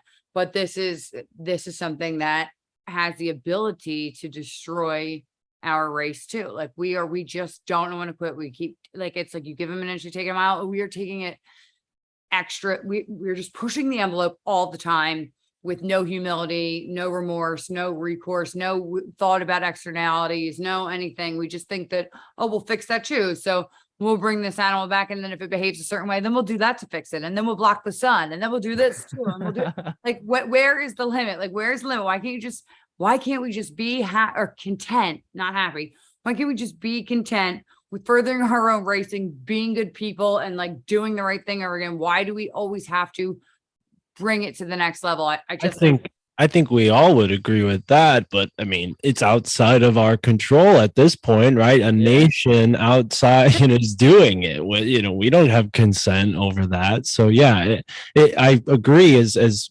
monstrous and Dr. Moreau type of experimentation is going on. I think we're past that point. Unfortunately, the buck was out in the 80s on this stuff. Hey, is it doing this? Is that how its horns are? It's doing this, right? The mammoth, its ivory is going like this. That's more like a defensive thing. Yeah, if you see the tusks on a those are designed to sweep the snow so that they could graze in a snowy territory. That's why their tusks grew to that size. So Scientists say it shows a little bit to me. It shows just energetically. It shows that there's some sort of defensive thing rather than being a little bit more able to actually fight and move forward. So, I mean, sometimes we just need to recognize symbolic things that are happening in this world that things like that maybe can't move on because they weren't supposed to. You guys said something that's so disturbing though, like a couple times. Well, people are already doing it. Well, people are already doing it. Like we're past that point. Well, we're not. And like that's the thing. That's the thing with like. What do you mean? I just meant to say like we literally have islands full of super soldiers that have been cloned 20 years ago by China and France. That's not my point. My point is if we keep saying they're already doing it, rather than saying this is wrong, this is bad, fighting back against it over and over again, like we can't just keep letting them do that. Like it's the same thing with but we have to be able to have conversations about it from a point of view of not just don't do that. We have to be able to talk about it in a way like, all right, well, they're doing it. What are the ins and outs of what's it? The consequences? How do we learn from this mistake, right? First, though, why can't we say, okay, enough, let's halt these operations? I'm not in the government. Well, that's the thing is it's like these are being so Epstein. So just a real quick for people that don't know why this is such a funny or weird thing. So Epstein, when one of his girlfriends said, hey, he's got this cloning lab that's associated with Clonaid, which was financed by the Raelians and did the here's a new one, Clone Baby, 7 days ago. Cool. There's a whole new one going on right now that I didn't even read this one yet. I'll have to come back to it. But the cult revealed third clone baby, et cetera, et cetera. So this was going on for a long time. Epstein's money went into this, and they did this in Israel first. Eve was dropped off in Israel in 1997 on Boxing Day. And then in the last 20 years, there's been islands where women are given $20,000 or something to that effect in order to have in vitro, you have an egg put in you and you're going to have a baby for somebody who's rich, right? Like, who cares if it's a clone? And this has been going on for a long time. I mean, you have Michael Jackson involved in this. Well, they're doing it on purpose in like a Capricorn, right? A very Janus sort of thing, right? There was this. So there are clones that are your age, like our age, that we could have interacted with. That's how much cloning exists, and we eat cloned meat. Anytime somebody goes and eats meat that's chicken, a lot of meat's cloned. It's cloned. Like most cow is cloned. Alex Jones pointed this out to me. You go and get chicken at any of these Kentucky Fried Chicken. That's cloned chickens. I mean, the horses are getting cloned now. You've seen this. Our principles prevent us from doing things like cloning because we recognize it as to be tampering and not humble. But our principles also prevent us from accruing the kind of power to stop the people who would clone from doing it. This So is why I'm vegetarian, guys. This is why I don't eat cloned chickens. Well, that's Opt fair. out.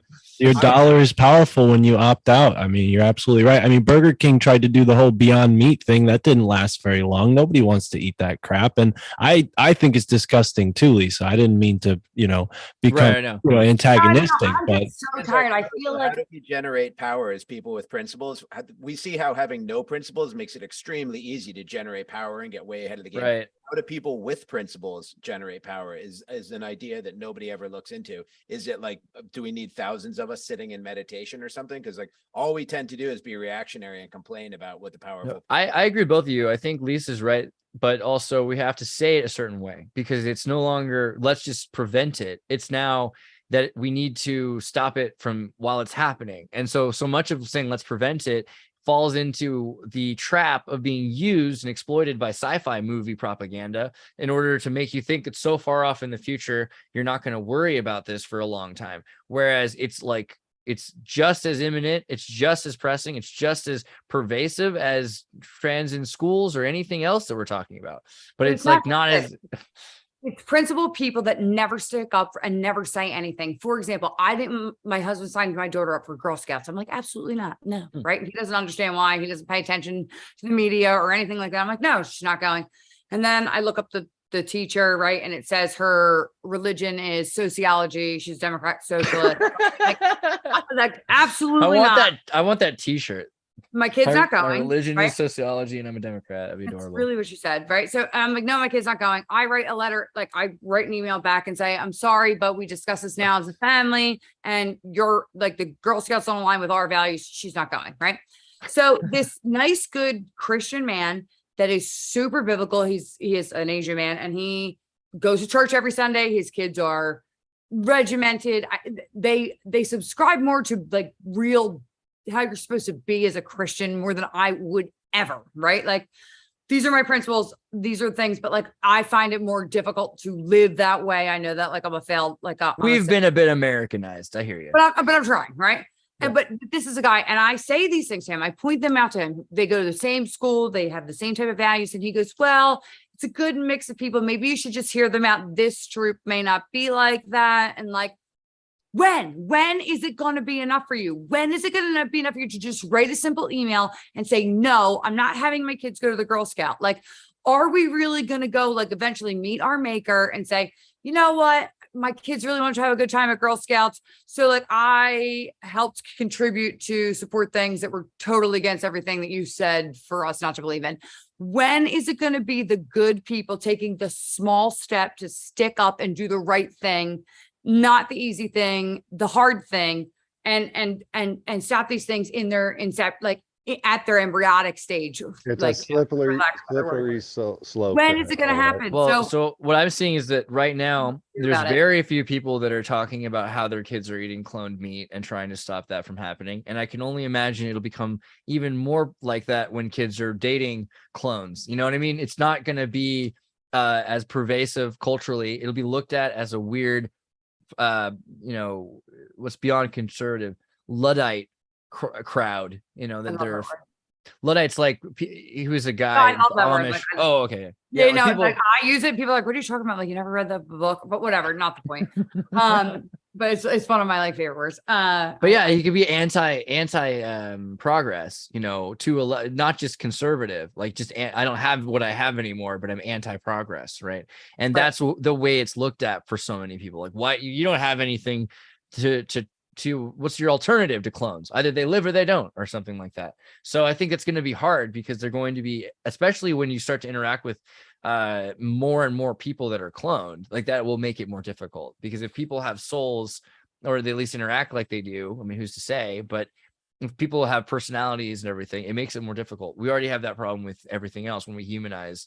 That's the most exploitable trait in the populace is our sympathy. Yeah, absolutely. And there's also the Van Helsing problem in stopping progress. Be careful when fighting monsters that you don't become one. You know, I don't want any cloning. I especially don't want clone me. But the problem is, like, my same principles that lead me to that decision also prevent me from taking the kind of actions. Like, I wouldn't go back in time and kill baby Hitler and stuff like that. So I don't really know what the mechanism to prevent these kinds of progress and trends are, but I'm sure that it does exist. And I wish that's something that we spent more energy pursuing or exploring. Look at this article. Why are scientists trying to clone human beings? Won't it lead to Frankenstein style experiments or designer babies? The question and answers for this is so Bernays. I love it. So I believe that there's a thing that we also have to take in is, you know, we get propagandized against being judgmental on each other, right? And this is a thing that is, I think, one of the most important facets of God, if we're trying to, you know, copy or be like God, is it's a judgmental character. It's putting us all through a test. It gives us an existence that we don't know where we came from before, and we have to go through this gauntlet, and then we don't know where we're going at the end. We don't know what kind of judgment it is that we're going to get and stuff like that. And then we say, oh, you don't judge people and stuff like that. I think that's one of the most important things that we can do is be judgmental. We have to be extremely judgmental. That's the only way you get discernment through this world, is we have to judge everything. I don't want anybody around my child. I don't want anybody around my friend, my family, that's going to influence in a way that I don't think that is correct for what my family and my aim is. You know what I mean? I'm trying to take control as much as possible. I'm not going to sit there and bend over to anybody. I'm not going to allow anybody to influence it in a way that I don't like. One way or another, I guarantee I'm going to control that individual that comes into my life in the right way. And it doesn't mean that you have to sit there and be evil or mean or anything like that. You just have to make sure that you put them through tests and checks and balances, and don't let anything passively run through your fingertips and allow the influence to bring you down or your family down, because you are a factory, you are a company. You have to look at things as that. Shame too, like you were saying, the duality of like things, like shame is a good thing that has been lost from our society too. There is a good component of shame. We got rid of judgment, like, and shame, and we're suffering for it. So I always said we should bring back shame, and I was like bully people, but you know, guilt that is derived from shame is a driver for action. And so, you know, if you're trying to change society's behavior, go back to judgment, guilt, shame, and all those things that are necessary to have a functioning society. Yeah. I was raised with an older brother and a bunch of people. It was like all boys on my street. It was all dudes, like everything we hung out with, they were all brothers and stuff like that. And we all like picked on each other. We you know what I mean? We saw a flaw in the guy's behavior, like, dude, you're going to back down when this and this is happening and stuff like that. No, that's not cool, because you let it through your gates, that comes to me, and then I got to face that thing. And then we would always check each other. Like, you gotta be stronger. You know what I mean? We would sit there and we'd wrestle. We did jujitsu. We did all kinds of stuff. You know what I mean? The people I grew up with were all martial artists. They were all street kids. They were like party crews. We had to interface with gangs, all kinds of stuff. And if you didn't stand up and fight for yourself, and you brought shame on the group and stuff like that, they check it. This is how the samurais were in Japan and everything. There was honor. You always honored the older people. You always made sure that all the group knew how to operate as far as physically manipulating their own body to fight and weapons. You know what I mean? You never let those things down, because then you're allowing someone that might be a dominant character that doesn't care, that doesn't have any shame, to enter into your group and defile it. You see what I'm saying? And so that's why you never let those things happen. You always have to stand up for it, but also always be moral and honorable with everybody around you. You don't be that type of person to any other group. You never violate anybody else, because you wouldn't want that to happen to you. But you also have to make sure that no one can do that to you and your group and your family and all that stuff. Well, and the institutions that had these morals established have been corrupted. I think, you know, it's obvious, you know, when you mentioned that you root for the Philadelphia Eagles, that you're from Philly, Lisa, and I can relate to that sense of like Catholicism and shame, you know, on the East Coast here. Like, that's a big part of growing up Catholic, is like, you know, you go and you know, you tell your sins to the Father. I only did it once. I didn't like confession, but you know, my parents were a little easy on that kind of stuff. Very cathartic though. But it's in the cities where this stuff has been like sort of corrupted. I mean, we don't even need to get into all the awful scandals with children, but you know, it seems like what those institutions used to do for the community, it just doesn't do that anymore. So we need, as a community here in the internet, as we're connected, you know, to discuss these concepts and integrate them, you know, no matter where you live. Yeah. Speaking of people needing to stick to the rules, give me 1 second. Well, I got a thing I could pull up actually. Well, actually, no, if anyone wants to, I'll have her hear it. So go ahead. Somebody say something. Yeah, I just think that we need to have as strength, right? And some constitution, some honor in the way that we establish ourselves in this world. If we allow everything to happen passively, you can understand things, but not allow them to interrupt and come into your life, right? You always have to put checks and balances on everything with your children. You know, the type of materials that you use in construction, right? I worked for many construction crews throughout my lifetime. And there was materials, they would try to send me around asbestos. They would try to send me around all kinds of stuff. And I would tell my boss, I'd be like, no, you're not saying, you can go ahead and fire me. I'll get a job somewhere else, bro. You know what I mean? Like, I'm not going around that stuff. Are you tripping? You know what I mean? You do the right thing and make sure that you're processing it the right way. And I might help you out as a crew, but I'm not going to go in there, you know, and take out this asbestos and you're going to keep it hush hush or whatever it is. I'm not going to go in there and put in this material when we can use a better material. And you can tell the owner of the home that we're working on and everything that material is actually better. It might be more expensive, but it's not going to cause any kind of toxins or harm to their family and stuff like that.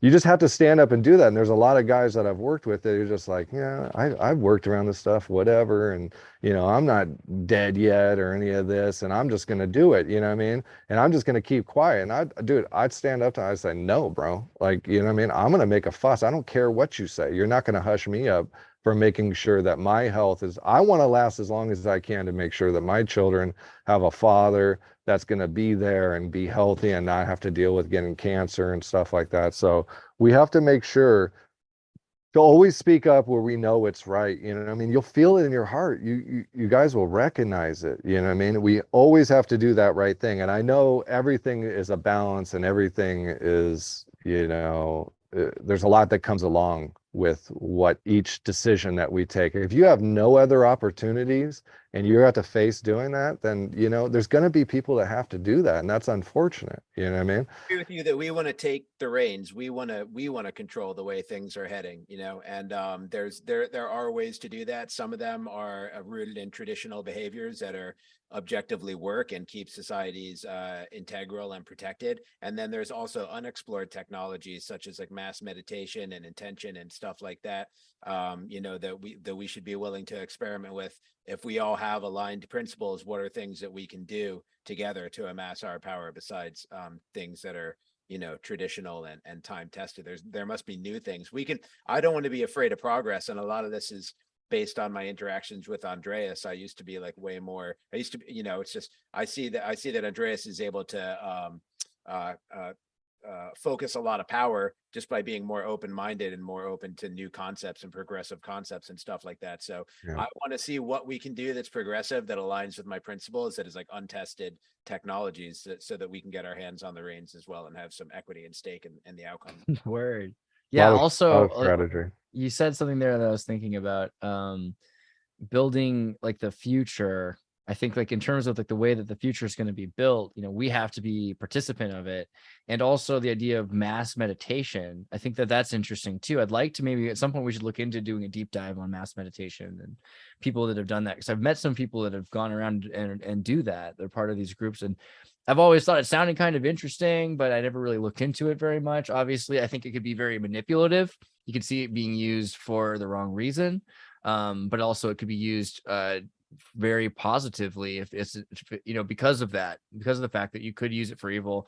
That means it's probably powerful enough to be used for good. So, you know, mass meditation and collective energy, people are already doing that. People are already meditating for hours a day in front of a television, and people are already using telepathy for hours a day, you know, with each other over the internet. So just maybe if you're in control of it, completely. Who knows how much that really I works. think But we could probably like change the temperature and like stop clocks and stuff like that. Because if you think about what progress in technology is, it's just focused human intention over time, and look how it changes the world. Literally, it already changed the temperature. Just by the technologies we created and their outputs changes the right. temperature. I'm sure there's like a more direct route to that when you don't have to manipulate people into doing these subtle daily meditations throughout generations. If you're intentionally doing it a bunch of people at once, I bet you can get even more direct results.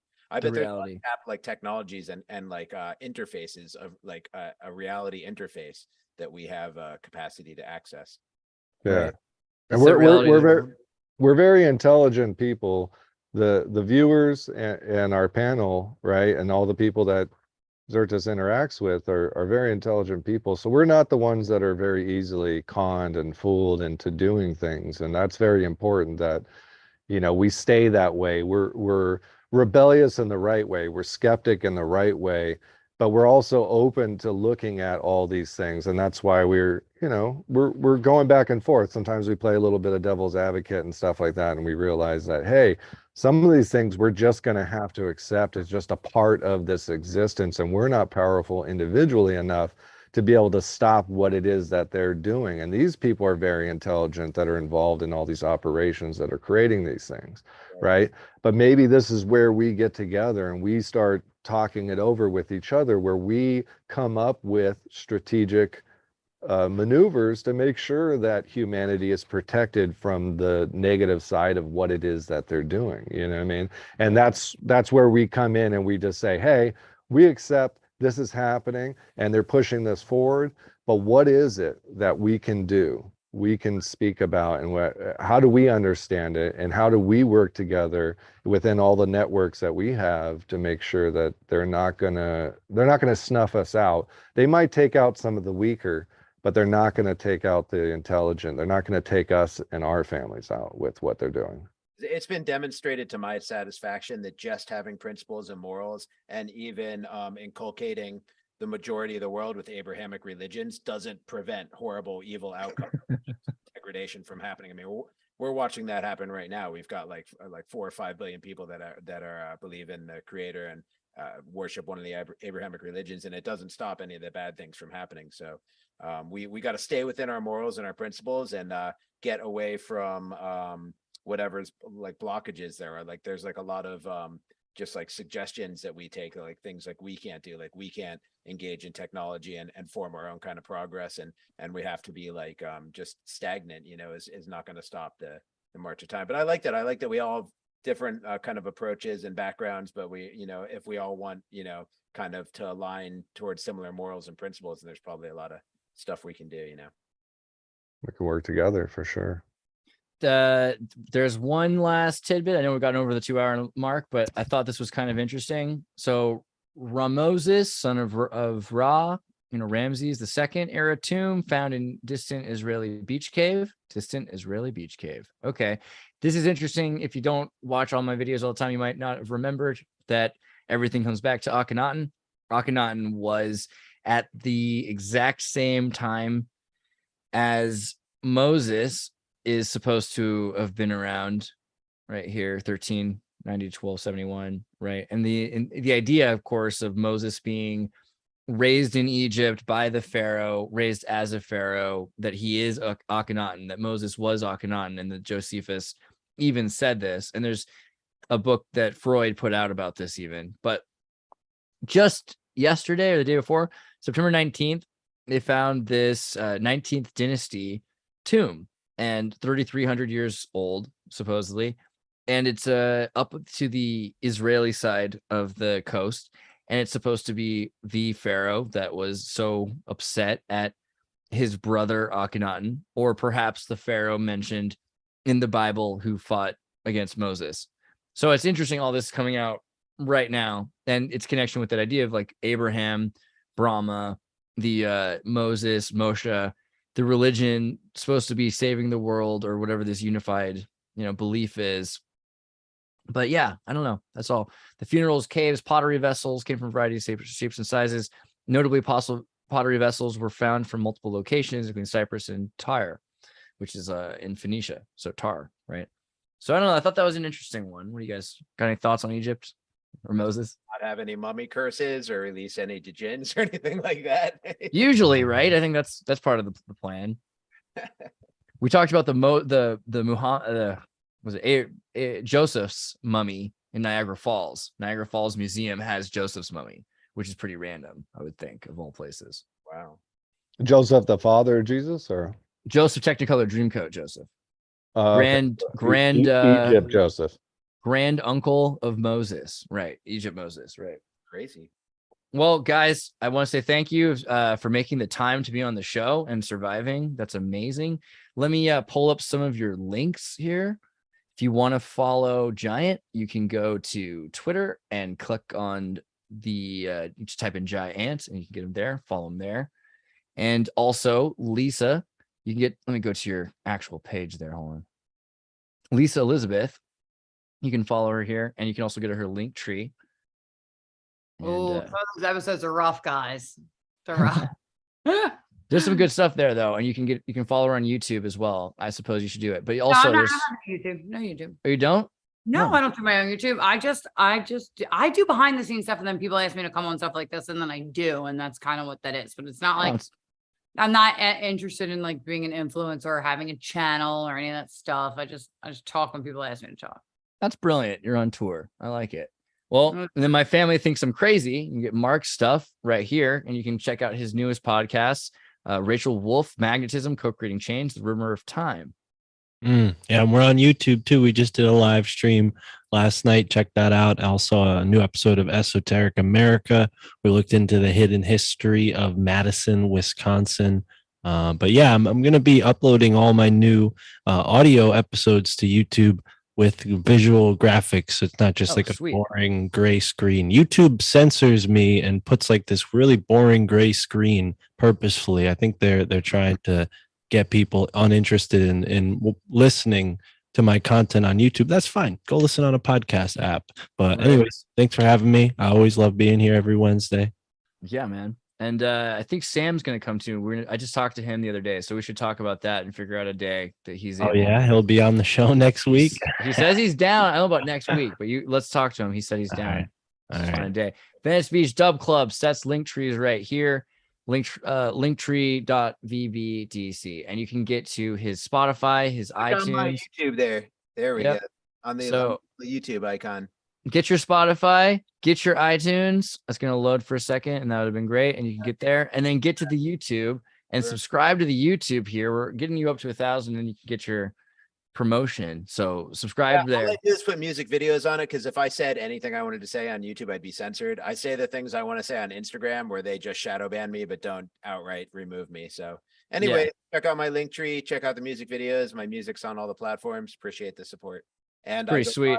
I go live weekdays except for Wednesday at 6 o'clock California time on Instagram. Nice little community in the chat there. Yeah, sweet show. I really love this show. I'm on this show sometimes, and I'm grateful to be. Guys, definitely watch Seth's Instagram show. Best show on Instagram. You're in my Spotify rotation. I love Venice Beach Dub Club. Oh, thank Legit. you, brother. That's awesome. I'm honored. Thanks Well- for putting up with me, guys. I appreciate all of you. You guys were Great super talk. interesting. I really like the conversation. So thank you. Well, you know you're gonna have to come back. It was a lot of fun. So thanks a lot. I'll see you guys soon. Peace. Bye. Peace, guys.